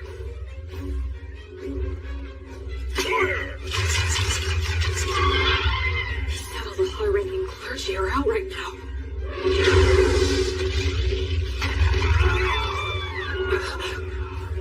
Their civilization, their city, everything they're dreaming of protected. A place where people can live freely. Verba! Volanto! Tony Truce! I missed. Among the words I can use, these have the furthest range. I'll just have to keep firing until I hit it. What are you doing, you idiot? Why are you shooting off high magic like that in a blind fury?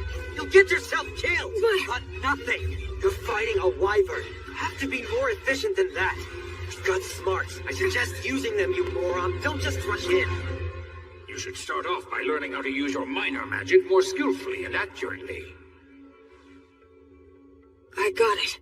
All right, then. Think. What can I do about this wyvern using all that I know? Menel, would you help me? I need you and your fairy magic. Right. B, Tonio! Huh? Please work with the people nearby to get everyone clear of the temple's front garden. I'm going to bring the wyvern there. Your Excellency, you must take shelter below, quickly! How could this happen? Dozens of people, if not hundreds, will die. Sylphs, maidens of wind. Your steps are the wind steps. Your song is the wind song. Sing, chorus, sing in rounds, cheer and applaud. Your sweet harmony shall spread the words of origin in the 10 directions. Verba, Volanto, Conciliat, Sepitor, Tony Truce, Uranium.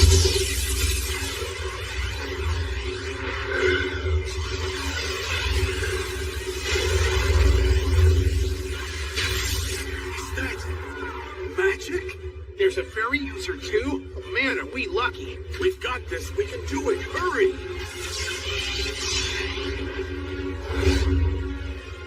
I'm probably not hurting it that much. But that's fine, so long as the wyvern identifies us as its enemies. Almost all beasts of this type are highly aggressive. Even in situations where they can get away, they'll choose to take the offensive. Here it comes. The rest of the situation depends on how close my skills have come to theirs. Goddess, I now fight for the sake of my oath. To banish evil and save the suffering. Pray. Be as unbreakable as a diamond. For eternity. For all eternity. Reject all that is evil. On the flame of Gracefield, goddess of light!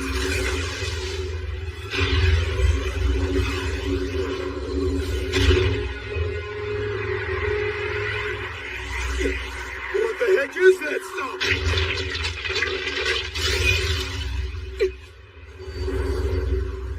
Sylphs! Beautiful maidens of wind, dancers in the gale! Show those ones foolish enough to fancy themselves better dancers a bitter taste of art!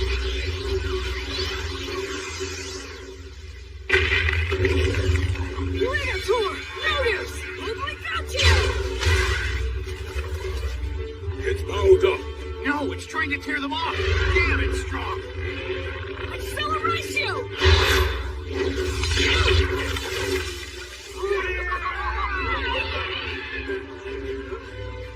Unbelievable! That didn't finish it off. Run! It's gonna use its breath! There's still people back there. What do I do? What can I do? Go get him. Acceleratio! If you're stuck, use your muscles. Be violent.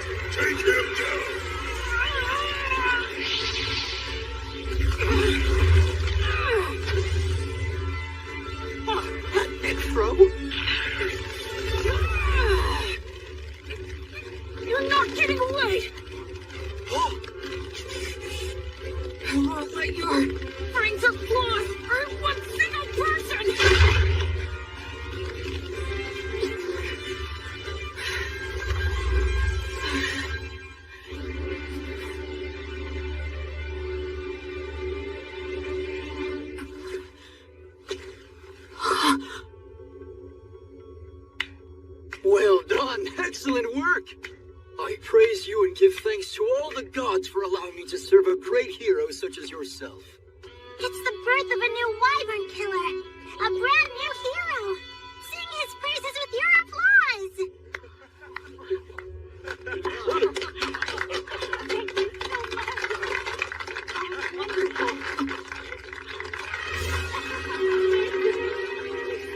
Guess we're too late, huh? I had no idea so many magic users and a warrior strong enough to kill a wyvern were staying here. It is truly divine providence.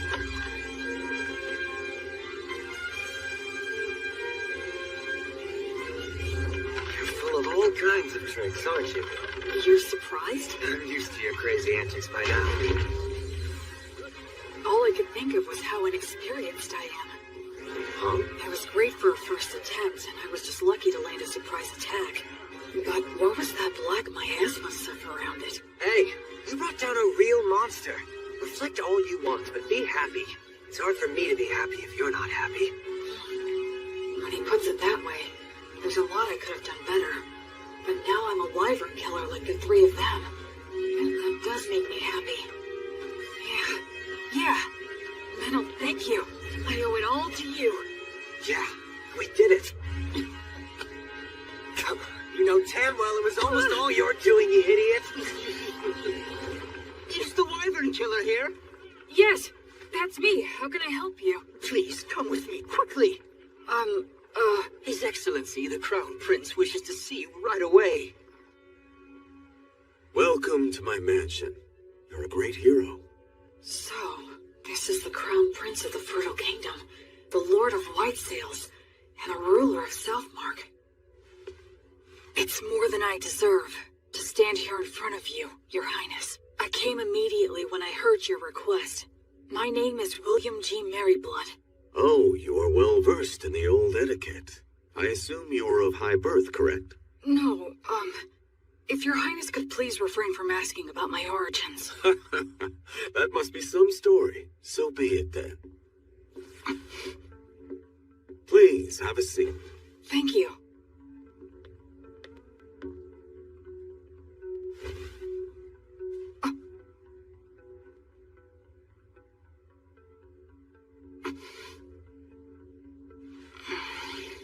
William, there are 4 or 5 individuals in your group, are there not? Yes, 4 of us. Which makes you a magic user, a priest, a fairy user, and a warrior. Well? Actually, we are a traveling priest, hunter, merchant, and a bard. One who shot lightning at the wyvern, one who made the light, one who dealt with the air, and one who broke its neck. That is 4. If that makes 4 people, it is indeed correct that we are 2 of them. What are you talking about? I can explain. My friend there, Minaldor, called the fairies, spread words, and manipulated the air currents to bring the wyvern down to the ground. So you're saying your friend is the fairy user then? And the rest? The rest was me. I'm sorry, but would you mind telling me what you did back there? I used brute force to break the neck of the wyvern. You killed a wyvern and aren't delighting in it? You really are a valiant warrior. Well, can I do anything to fix the damage the wyvern caused? Of course, work has already been done, and more is yet to come. But there's something even more important that must be done. And it has to do with offering my thanks to the hero, for example. Oh no, Don't be modest, William. I do not want my people to see me as an ungrateful man. On behalf of the people of White Sails, I, Ethelbald, thank the both of you for your courage. You did well to minimize the damage caused by a wyvern's surprise attack. I am unworthy of such praise. I would like to bestow upon you a reward. Is there anything you want? If I may, Your Highness, I traveled here today via Beast Woods to the south. The villages in that area are currently under threat by an army of demons commanding savage demon beasts. I see. So if I may ask you, would it be possible for Your Highness to send his soldiers over there to help hunt down the demons? It's not impossible, but it would be difficult. You saw that wyvern. Within parts of Southmark that I govern, demon beasts like it have caused frequent incidents. You mean... Of course, it's that toxic miasma. Any being it touches is corrupted and turns savage. Are you certain you are well yourself, William? I am naturally resistant to poisons. Oh, that is good to hear. Under the previous king's policies, we expanded our domain too much. We cannot even sufficiently protect the villages we directly govern at the moment. Do you understand what I'm saying? Then, would you give me permission to hire adventurers and mercenaries with my own money and organize an army to drive out the demons?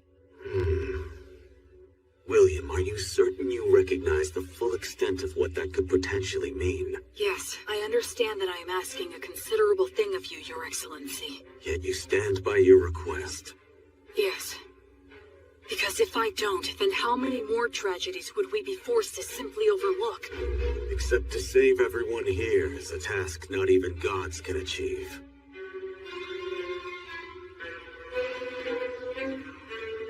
Honestly, if only you were some nameless man making this audacious request of me.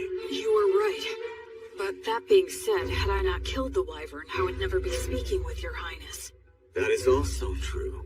But I must also consider the option of having to kill you. I must also consider the option of having to kill you. That's unnerving.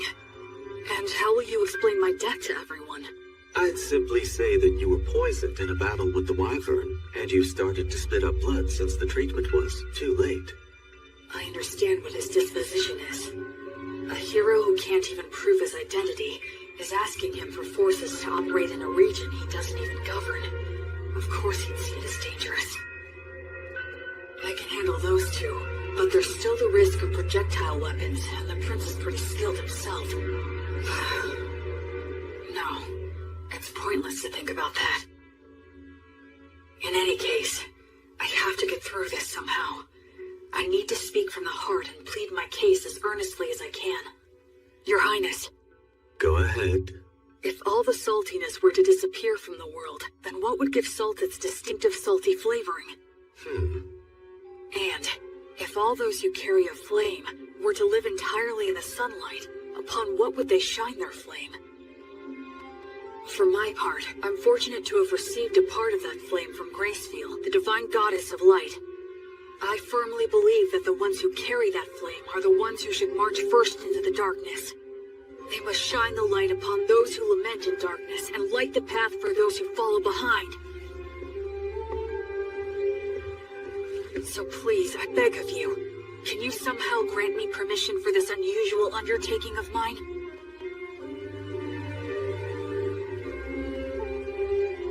Young William, this path will only lead to despair. It won't work, and even if it does, you will pay the price. But I have some business with that despair you're speaking about. Oh, really? And what is that? I don't like how its face looks, so I want to go and kick it in as hard as I can.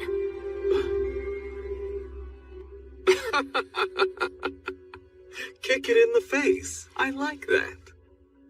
Come to think of it, you are a high priest, aren't you? And you have quite a good friend, too. What, you didn't notice the quick reaction that he had? When I said that I was going to kill you, that half-elf over there gave me the most murderous glare I think I've ever seen. What are you talking about? I did that because I thought you were going to kill me as well. Damn it, don't look so happy. Bishop, please stop. Please wait, Father. This is for the guests at the moment. Stay out of my way. Damn ridiculous fools!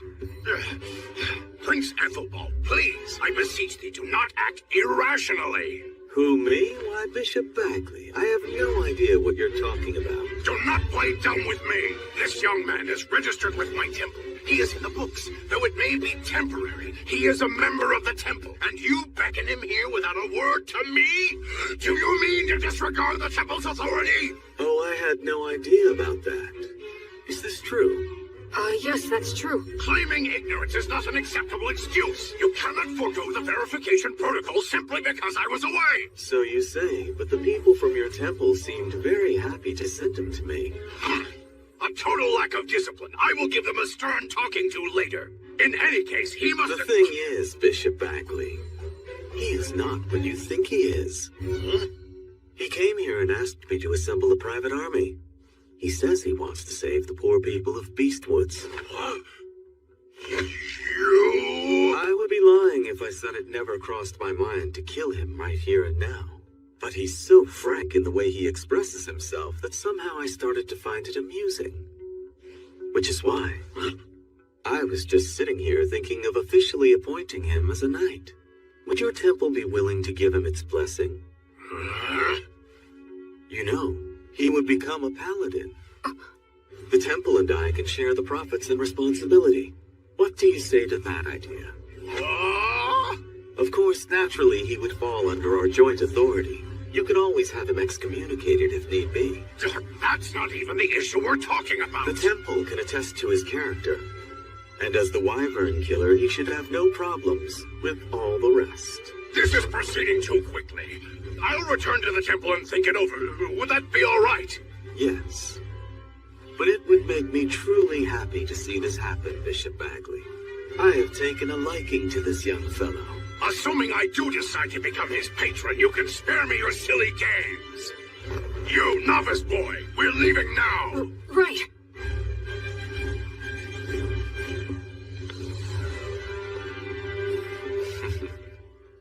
Honestly, what a troublemaker you are. Demanding a private army. What's the old geezer's deal? Menel, actually he's... Especially you.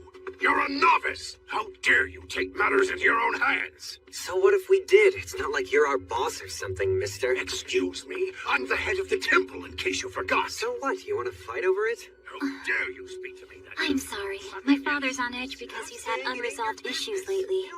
No, I apologize for my friend's behavior. Anyway, so you're Bishop Bagley's daughter, then? Yes, I am, though we're not related through bloodlines. At one time, the bishop was in charge of a temple in the capital city that accommodated a large orphanage. Ah, yes, I got it. When His Highness Ethelbald asked my father to relocate here, I came to this continent along with a dozen or so other families. So that's what happened. He's in a position where he can throw his weight around. He has connections everywhere, and he has loyal subordinates, too. Bishop Bagley! Thank you for all your help. Your intervention with the Crown Prince saved us.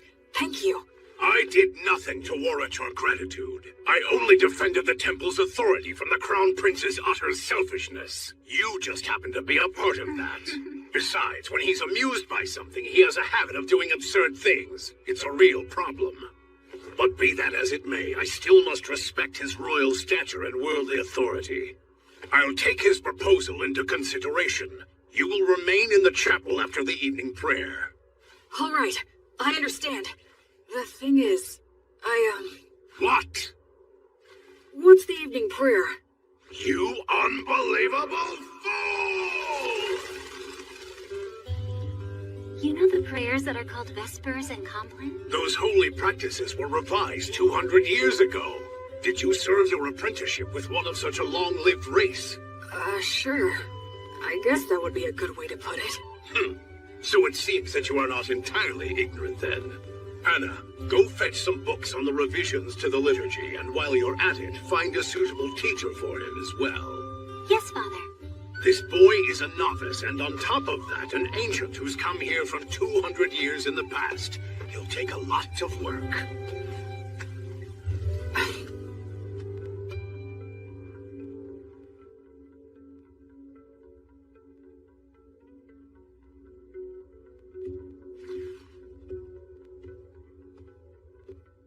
Greetings, Bishop. Wait here for a moment. Of course.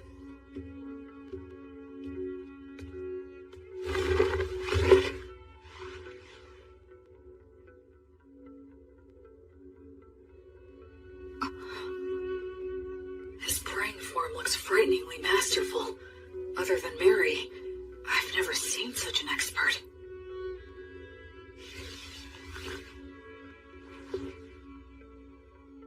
Now then. What is it? As head of the temple, you have earned a high level of divine protection, yes? Equal to my own. if not even higher. The people of the temple told me that you don't use the blessing, and when you pray, either you don't let anyone watch, or you don't apply yourself fully when others are present. Why is that? Ha! Foolish novice. Just what exactly do you think the blessing is? Divine protection from a god. Well then, why did a god bestow divine protection upon you? You think it was to give you special treatment? Not so, correct? To act through you. Understand? It is the god's wish to be able to achieve something great through you. And in order to live up to the god's ideals, we must constantly be in thought about how to use the blessing most wisely. Using it for personal gain will sadly detract from the god's glory. Most of those dimwits fail to understand this point, which is why they will one day lose the blessing. I am the head of the temple.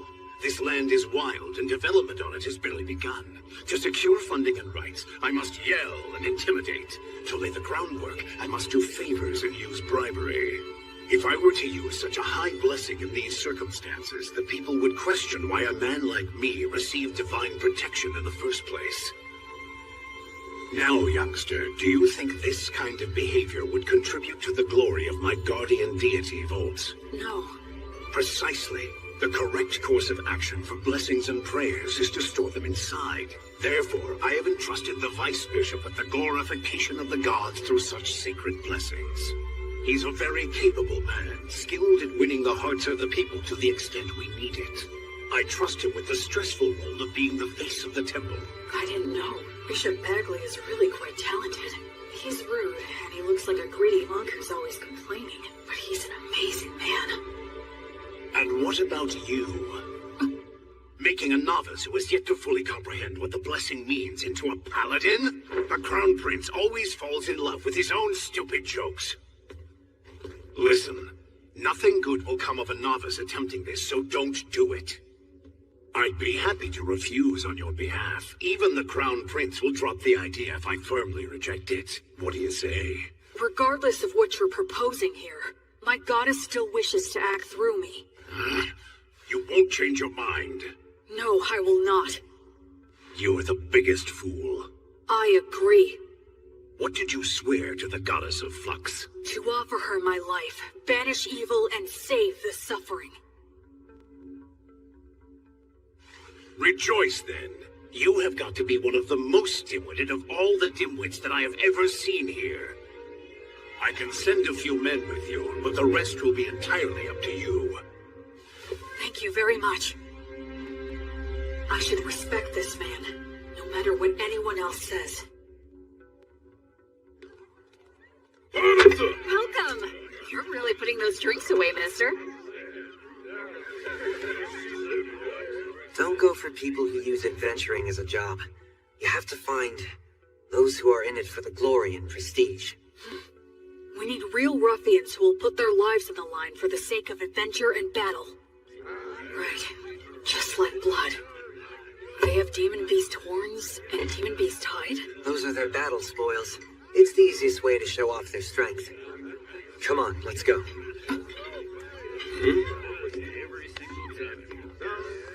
A red-headed boy with a friend who looks to be half-elf?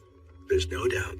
His training must have been extensive. Hey, man, what's the famous wyvern killer doing walking into some pub out of the middle of nowhere? I'm looking for help. Exploring Beast Woods? Low pay, your reward is glory and praise, and there's no guarantee you'll survive. We're doing this for a living, you know? We're not taking this quest, right, guys? Yeah, man, don't be so stingy. Shut up, you blowhards.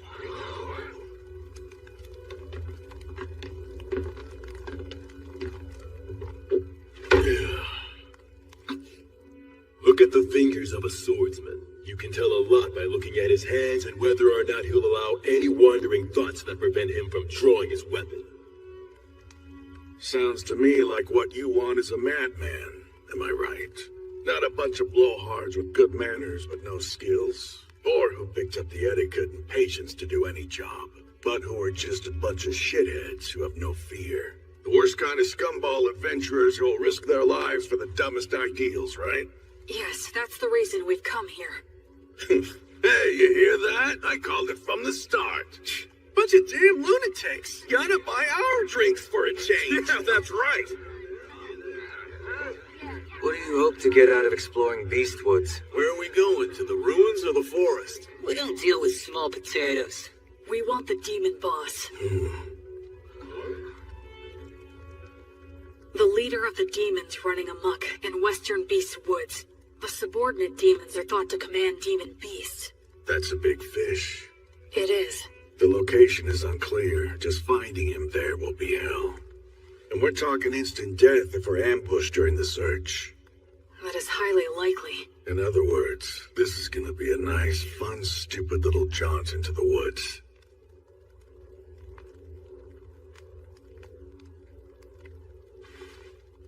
Count me in on it.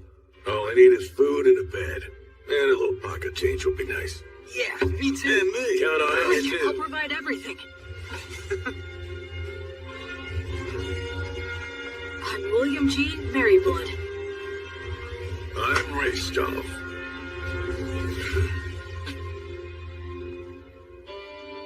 Whence cometh this disciple? To the lost goddess of flux. She who is the brilliant goddess of light? This disciple... It's almost time for the ceremony. I heard they wanted to make this a happy event to give people work who lost their homes and jobs in the Wyvern attack. But... Now know the name of the new hero who has appeared in the city of White Sails! That should just about do it. B, could you please not write an epic about my story right in front of me? What? Why shouldn't I? Well, you actually did do all that, so what were you expecting? You're gonna love it because I'm gonna create something grand! I'm afraid to say that this many cows and horses will indeed come at a hefty price. Oh yeah, speaking of which, can you please negotiate a deal for us to get all of the sick and injured ones at a lower price? Huh? Don't worry, I plan to heal all of them. Oh, that makes sense. Also, I was thinking that it would be a big help if you could start a trade movement between Beast Woods and the city of White Sails. Yes. How much do you need me to give you to fund that? Well, why don't the two of us sit down and have a serious business chat? Let's see here. Easy on me, please. I say go for it. You need to have a good understanding of how money works. You'll be dealing with Raystov and all those guys soon. The Raystov? Raystov the Penetrator is here? Yes, he is. That's perfect. I can interview him then. Huh? Making a habit of flaunting your own accomplishments leads to arrogance. And arrogance dulls one's blade? Yes, exactly. Oh no, that again? This is why you're so useless. You never have any good ideas. So I take it you two know each other? We've talked a few times in the past. It doesn't matter how many interviews. You always say the same thing. You're such a stubborn and broody guy. My answers are never going to change. All of your tales of heroism are terribly ambiguous. I would like to create something that comes a little closer to the truth. What a big fat meanie you are. Isn't reputation important to an adventurer? Whether it's making a living or getting ahead in life. As long as you've got skills, those things come naturally. But surely you realize that even people with skills can be utterly ruined by a bad reputation. Even the greatest warriors can never tell what their downfall is gonna be. Right, Will? So you're saying Raystov's tales of heroism are ambiguous? That is exactly right. This guy will accept the job to take down a huge threat, and he'll just wander off and kill it with one fatal stab, and then he'll saunter right back. He rarely works with anyone else, and he works so fast, there's no one who can actually say what happened. And the guy never says no to any job. So the stories get more elaborate? Yep. I try to interview people, but they just fill in the gaps to their own liking. I put in a few things here and there for dramatic effect, but I like to add more truth to my tales. No need there. See what I'm saying? If only I had a little more to work with. For heaven's sake. Hey, I know! How about the Penetrator versus the Paladins? Huh? That sort of came out of nowhere. You're putting Raystov on the spot too, right? If I receive a challenge from a strong opponent, I have no choice. But Raystov! Alright, you heard what he said. Well, I guess maybe when we're done at Beastwoods. Yes! You promised! This is so great! I'll make this into a song that'll be sung for centuries. Millennia! Until the end of time! Woohoo!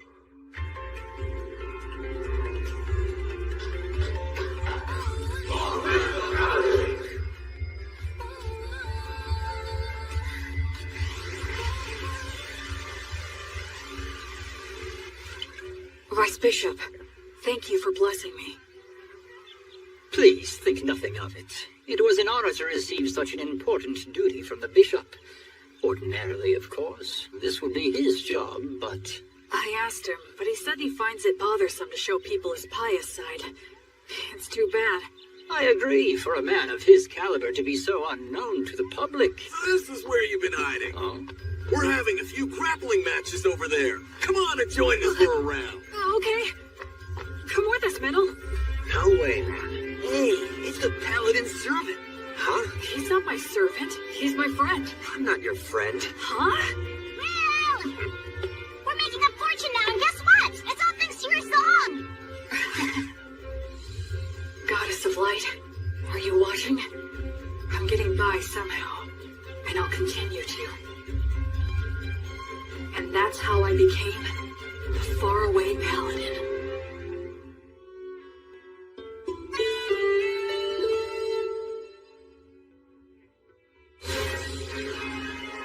A lot of things happened very quickly.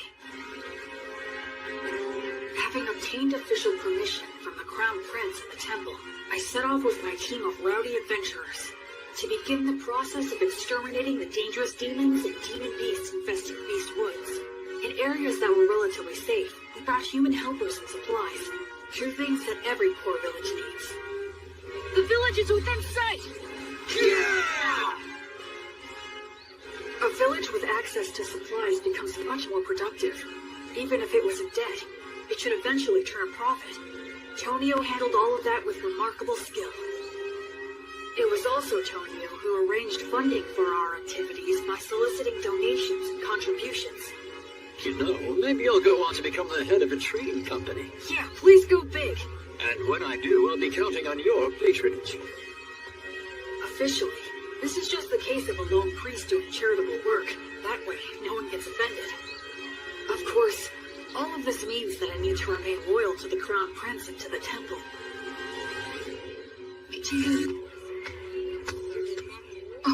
Oh, Will. I see that you've come back now. I appreciate the work all of you have done here. Bishop Bagley agreed to assign a few priests to me, and Anna is included among them. They're all experienced and are able to use the blessing. They're also capable of leading ceremonies such as festivals and funerals. I'm pretty sure that Raystof's party ought to be returning soon as well. Whenever we received reports about demons or demon beasts appearing, Raystov and the other adventurers would head out in a hunting party to pursue them. Incredible! They were all killed with a single fatal blow. No wonder they call him the Penetrator. Can you do this to wyverns too? If one's within my sword's reach. I would intervene in any disputes between villagers and try to help them settle things peacefully. You know, I wasn't really planning on doing all of this. Well, the thing is, once you've done it the first time, then you're kinda stuck.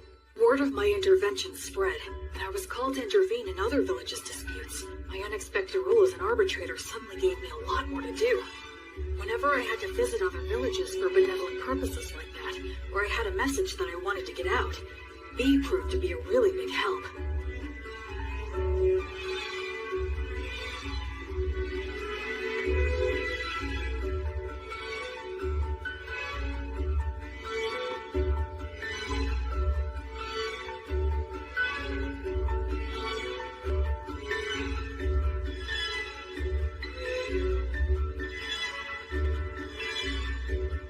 So, we traveled back and forth across Beast Woods time and time again.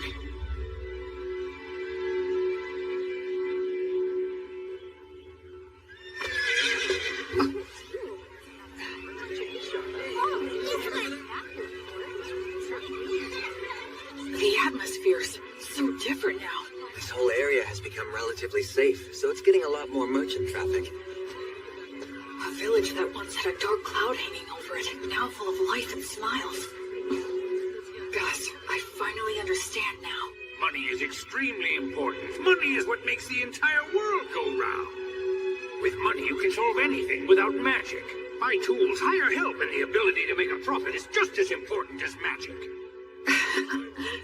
Everything you taught me was exactly right. Making people smile and giving them hope is more magical than actual magic.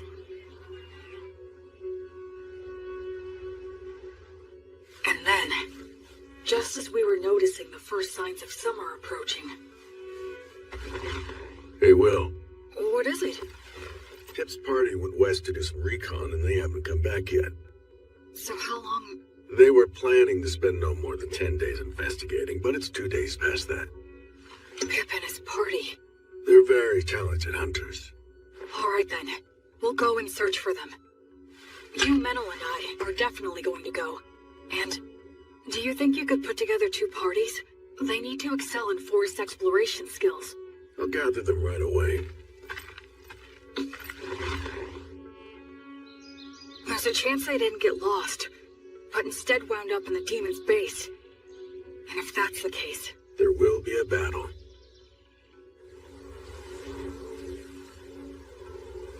What do you think? Frankly, given the skills Pip and his buddies have, it's hard to believe that they could have just gotten lost. So you believe the demons were probably behind this then? I think there's a good chance of that.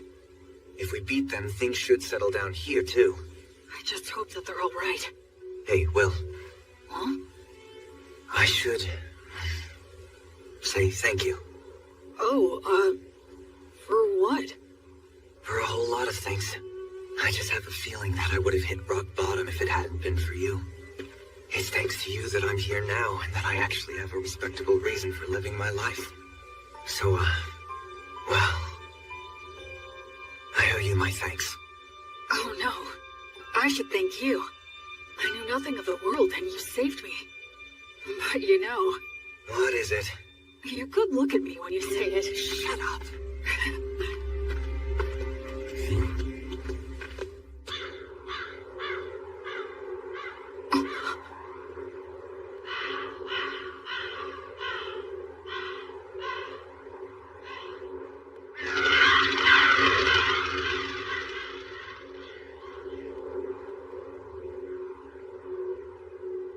Hey. It's huge. So what made this? I don't know. It looks even bigger than a manticore. Maybe a stray living in the valley. Or, Well, at least they died fighting a big one. Pip, Harvey, and Brennan must have been pretty happy about that. Although I guess they had a good reason to be pissed off, too. Yeah, like we didn't get to kill it. They died a good death, worthy of adventurers. Go on, drink up.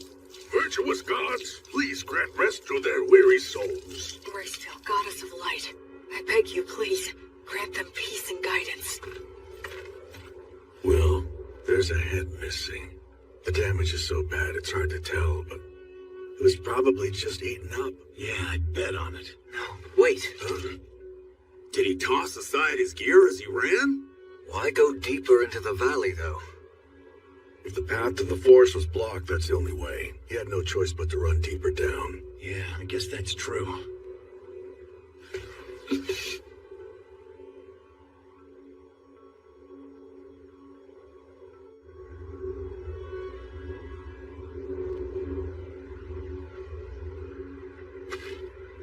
How strange. Yeah. Feels off. What do you mean? What's wrong? The footing here is very poor in this valley. Even if they fled, getting this far would be... It's a trap! Retreat!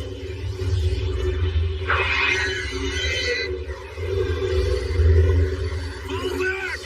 No use coming toward us! Stay calm! Keep your backs to the rock! Don't panic! Form a shield wall! We have to get past them. It'll be fine. We should be able to handle these guys. Hey, Metal! Yeah, what? I'll help us with magic of the blessing! Goddess of flux, repel the poisons that rain down upon us. Fortis, Vita, Ut, Omnis. Thank you. Gnomes, oh gnomes, guardians of treasure, guard us against our foes. Sylphs, maidens of the winds, send a gale of protection for these warriors. Nice.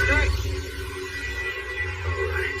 These beasts may think they've trapped us, but now let's show them which one of us is truly the prey that's going to be hunted down.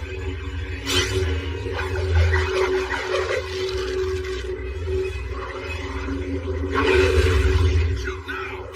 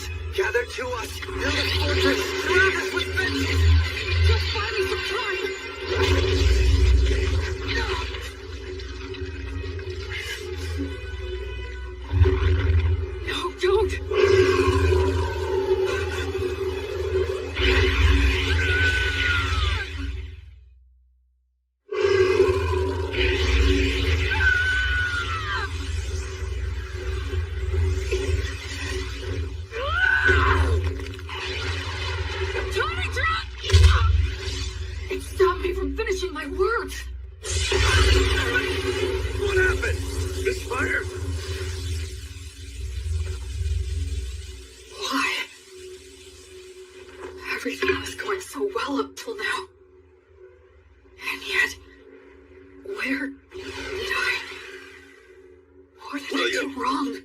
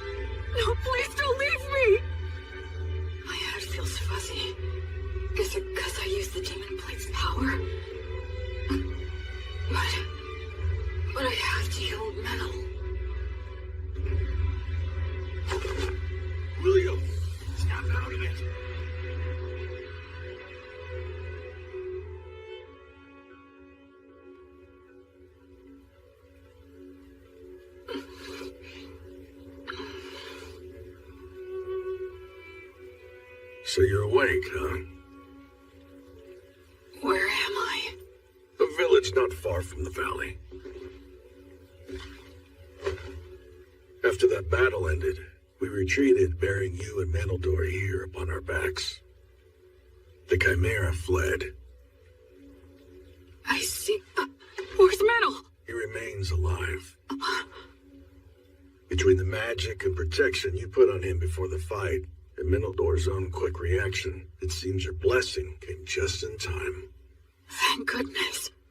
Although he still hasn't woken up yet. Then I have to go to him. You still need to rest a bit longer. But if I... Manaldor's condition is stable now. He's already had all the care that he needs. You burned up far too much of your strength. So rest.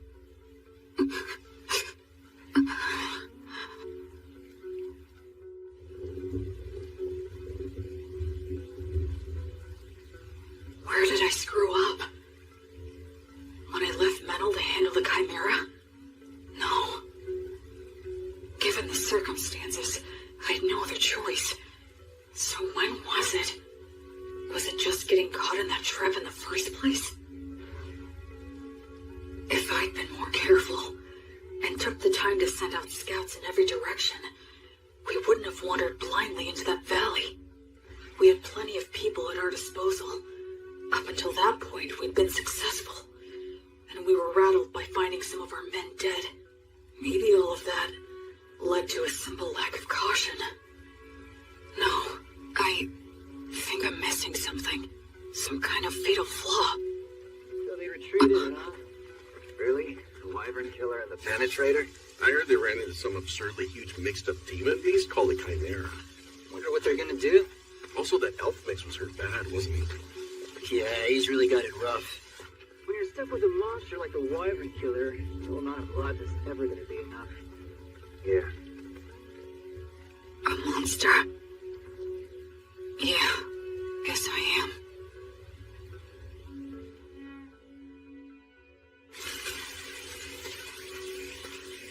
It wasn't my battle tactics that were wrong. It was my estimation of our strength. I put my trust in Menel. I just believed that he'd always have my back. That he could keep any enemy in check for me, no matter what. I thought he could handle that much. But I ended up coming extremely close to getting Menel killed out there. I just decided on my own that he was my friend. And in my innocent naivete, without even thinking, I set him up to face dangers that he wasn't ready for. Hey, Will, over here! The Antonio. We got your message and rushed right over.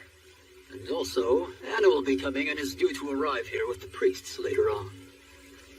I see. Hey, Will, know what? We heard you saved Menel's life earlier. I can't believe it! You ran into a beast as impossibly tough as a chimera, but you still beat an insane number of magic beasts and even saved Menel's life! You really are absolutely incredible! I doubt that Menel and the others who have been stuck with me would agree with that opinion. Huh? I'm going to see him. But Will... Wait, Will, shouldn't you keep resting at least a bit longer? I'm fine. I'm very strong after all.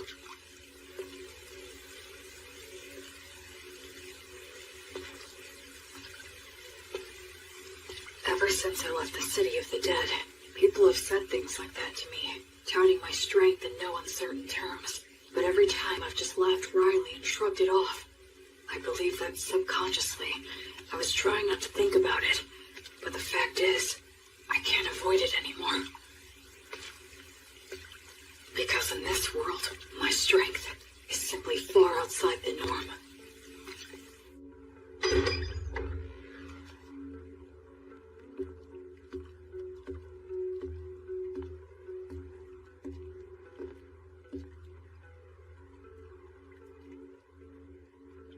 This is my sin. Menel, I'll fix you up right now. Gods, please take pity on Menel and heal him. I'm sorry, Menel. I just wanted a friend who could be my equal. I wanted what the three of them had. Comrades who had each other's backs, supported each other, and respected each other. But maybe I was just trying to force that on you without even realizing it. I didn't want to acknowledge just how strong I am. Because if I did that, if I set myself above everyone else, and had to admit that I was different, then I'm scared. I'm lonely. It hurts. I hate this. Oh, of course. It really is just as simple as that. I was afraid to be alone. I couldn't bear not having someone beside me. That's the reason why I tried to see the people I should have been protecting, the people I should have been saving, as my equals. I was averting my eyes from the truth, when really, I was just scared. And for that despicable reason, because of that, I almost got you killed. But I finally get it now. I just couldn't keep going on that way.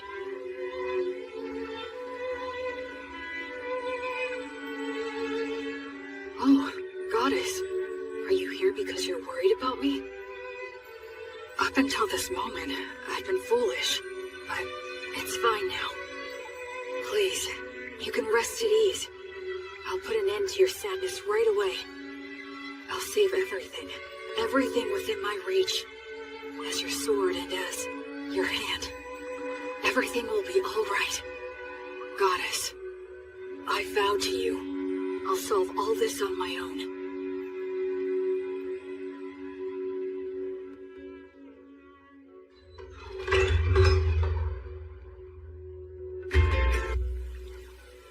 Where do you think you're going, huh? Where am I? To kill the demon beasts, of course. Alone? Yeah, that's right. I doubt you can keep up with me. Which is exactly why I need to protect him.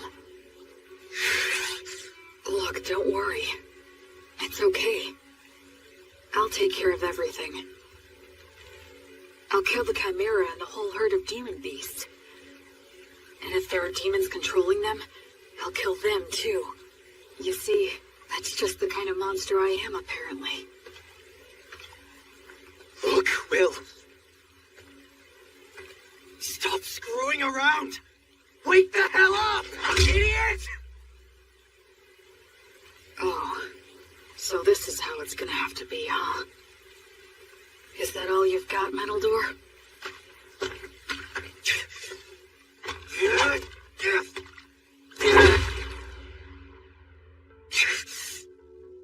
Damn it!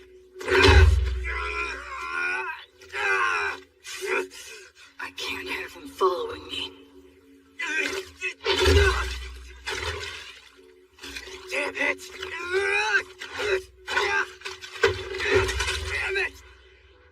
Damn it! Damn it!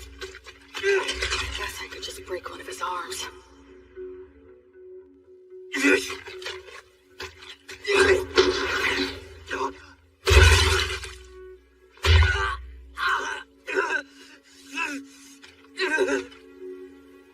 Just go and get someone to heal you. I'm not done. Oh, yeah? You're more resilient than I thought. What should I do now? Use words to make him stay here? No, I'll constrict his carotid so he loses consciousness. Gnomes, oh gnomes! Clench your fists! Use them to strike the enemy! Use this incantation. No! If I dodge it, the magic will hit metal!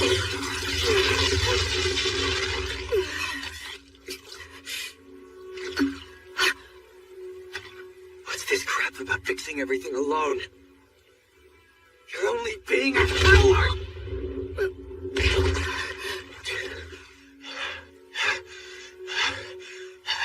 Did you really have to go that far? Huh? We were only together because of pure chance. There was no reason for you to do that. Yeah, that is true. I have no reason at all to go out of my way to stop an emotionally unstable coward who's completely lost it just because he got his ass handed to him one time. So then... Still, you're my friend. And friends stick together. If my friend goes nuts, I want to do something to help. Menno. You don't know much about your own origins, and you're clueless about the world overall. At times I've thought you seemed suspicious. But still, you're a nice person. I know you're trying to do things right and do your best. After all, you did save my life, and you saved that whole village. We traveled together, and we fought together too. I enjoyed spending time by your side. I'm grateful to you from the bottom of my heart for sending off those villagers. Look, Will, the fact is you're my friend, and I don't abandon friends.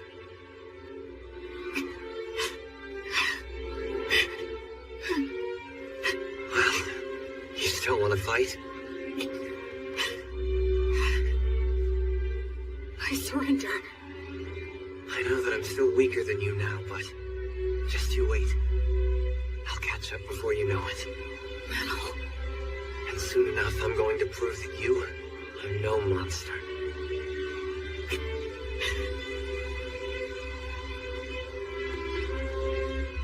Okay. I'll wait. I'll wait for you. You know what? You could be a real pain in the ass. Sorry. I kind of lost control of myself. Yeah, well, it happens. I'll heal that. But a surrender is still a surrender, which means that I win. Come on, I only surrendered because you wouldn't give her rest. Keep whining. And so, we just kept on making dumb jokes and laughing about it all. What? You want me to break your arm? It was my first ever argument with a friend. And I guess I lost that too. Welcome back! Oh, you're back, huh? Will Metal! Good to have you back. You jerks! You had me worried! I'm sorry, B. Will. Huh? If you don't mind, do you think that you could please tell me just what happened? Sure.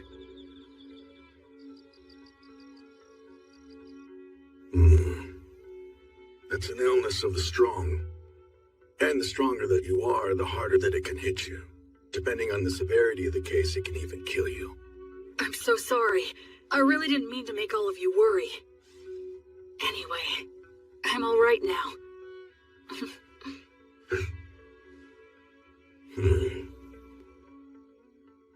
You two were stuck in bed not long ago, and you were off slugging it out? We even set a trap for a surprise attack. That Chimera's got no chance. I've got a debt to repay to that bastard. I won't be shown up like that. You mean you're gonna go fight that thing again? That's right. We're gonna have a little rematch. I won't get beat up and just leave it at that. I'll split its head open. I mean all three of them. Chimeras don't occur naturally, so there's no doubt that this thing is the product of a demonic ritual. I say we take them all out at once before they can escape. You want to go after it this soon after it roughed us up? I won't just give up and leave it like this. Let's bust them up good.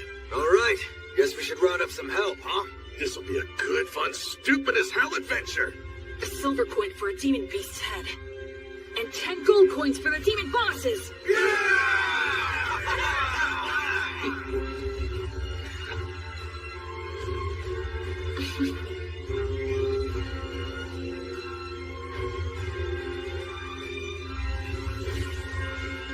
After that, we spent a few days putting a force together, sent out several rounds of scouts, and made our preparations. We didn't arrange any special tricks. We decided just to get enough people together, make preparations beforehand, and face our enemy head on.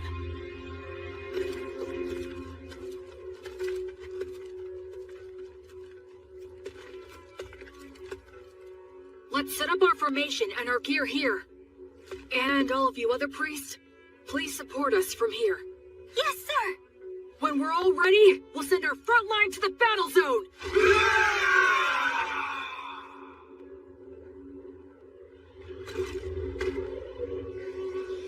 If we can wipe out all of those things, this whole area is going to be a lot more peaceful.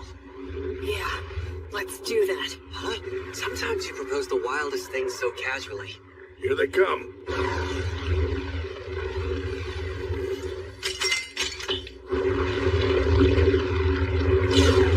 I've got your back. Thanks. I'm counting on you, Metal. I'll break you head on! By full flame of lightning, let us triumph! Burn bright! Blazes flames of courage! World send us a tailwind of good fortune! Virtuous gods, righteous protection! Shoot! Sachita Flavion!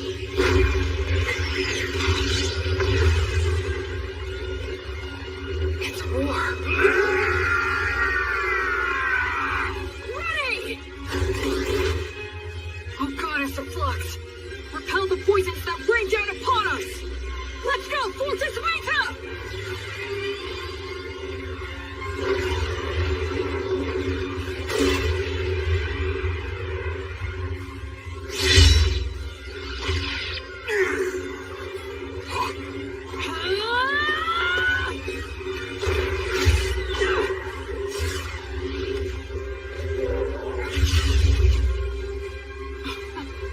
How could I ever think that I'd fix this all alone?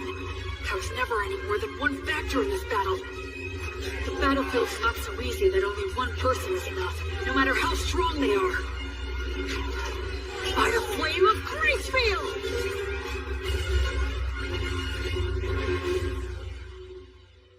According to the reports, the campaign to eliminate the demon beasts should have started by now. I wonder, will these great wyvern killers actually be able to succeed in a new heroic feat for the bards to sing about? The temple is practically bent over backward in our attempts to facilitate that novice boy. If he fails to succeed in this enterprise, he won't be worthy of our backing any longer. Oh, by the way, Bishop, I understand that you entrusted your daughter Anna and many other brilliant priests to the Paladin to support him on this endeavor, or so I've heard. Losing valuable talent to the philanthropic exploits of a novice has been causing nothing but trouble for me.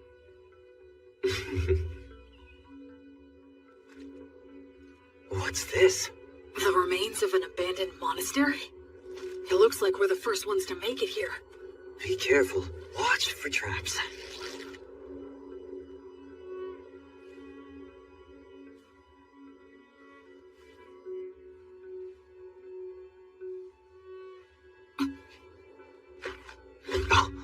Omnia, Vanitas, Erasus.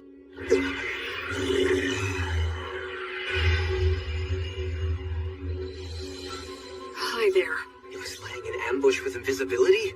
Careful, Will. This thing's pretty damn smart. Do you think that maybe it's got some demon in it? You're after the High King? Oh, you know the High King sealed you. Are you a warrior sent by one of the gods then? That answer, I'm certain now. Basically, this is like taking a square on a chessboard. The city of the dead, where the High King was sealed, isn't yet under control by either side. If the demons manage to take control, they'll undo the seal, and disaster will ravage the continent again. But if mankind takes control, the seal will likely become even stronger. The demons are in a position where they need to keep Beast Woods permanently devastated, and keep it in a state of chaos, destitution, and lawlessness. That's why they're commanding demon beasts to attack villages and keep the pressure on. They can't let mankind advance any farther south. They can't let people head in that direction. They can't let them think that there's hope in the south. If you consider the existence of their king, it's incredibly easy to figure out what their objective is. In the name of the goddess of flux, I will destroy all of you. Oh yeah, but wait. There seems to be some sort of mistake or perhaps a misunderstanding. A misunderstanding, huh? That's right. That's the truth.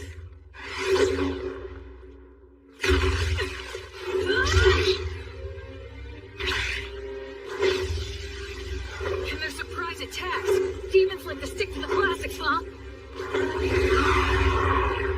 Metal! On it! You don't! Silph's made in the wind! Grayscale, grant us more protection! Don't stop it! Just divert it! Gnomes, oh gnomes, slip underfoot! Tighten, bind, and tie it down!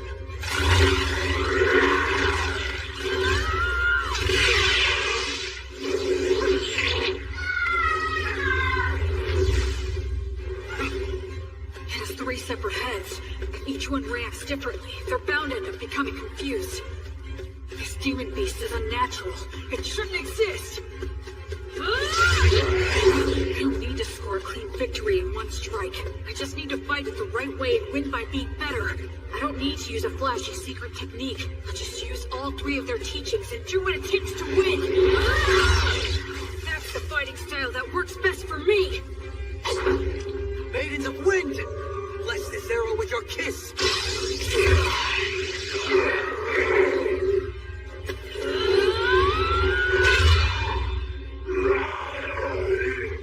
That's 1 down!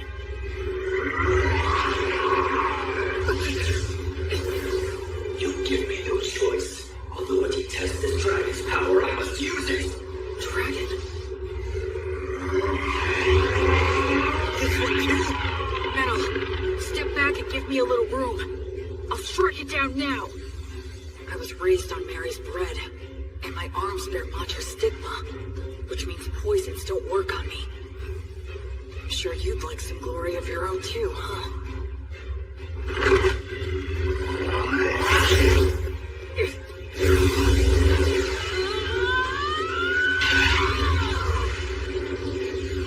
Gnomes, oh gnomes, clench your fists! Use them to strike the enemy!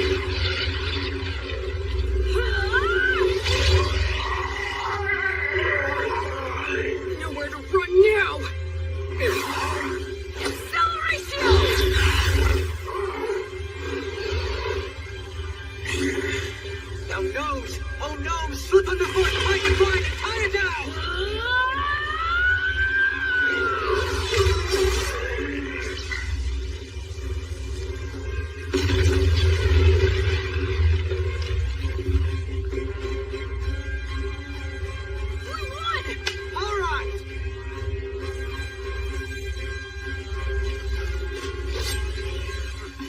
On to the next one. Yep.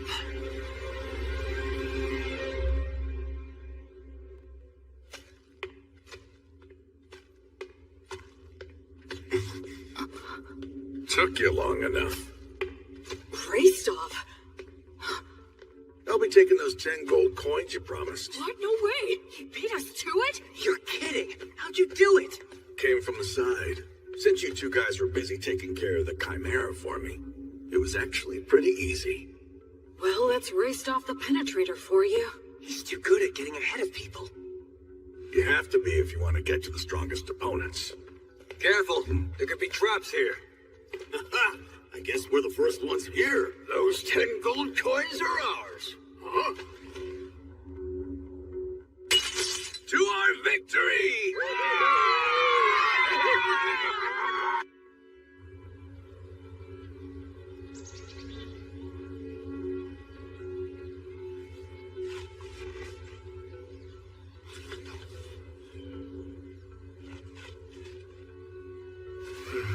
You're awfully cheery about a little sack of papers, Will. You could tell, huh? Yeah, you're grinning and caressing that paper the same way that someone might touch a woman's body. Is that the stuff those craftsmen gave you? They said they were the best of the trial sheets they made. You really are happy, huh? Well, the way I see it, these are the future of this town.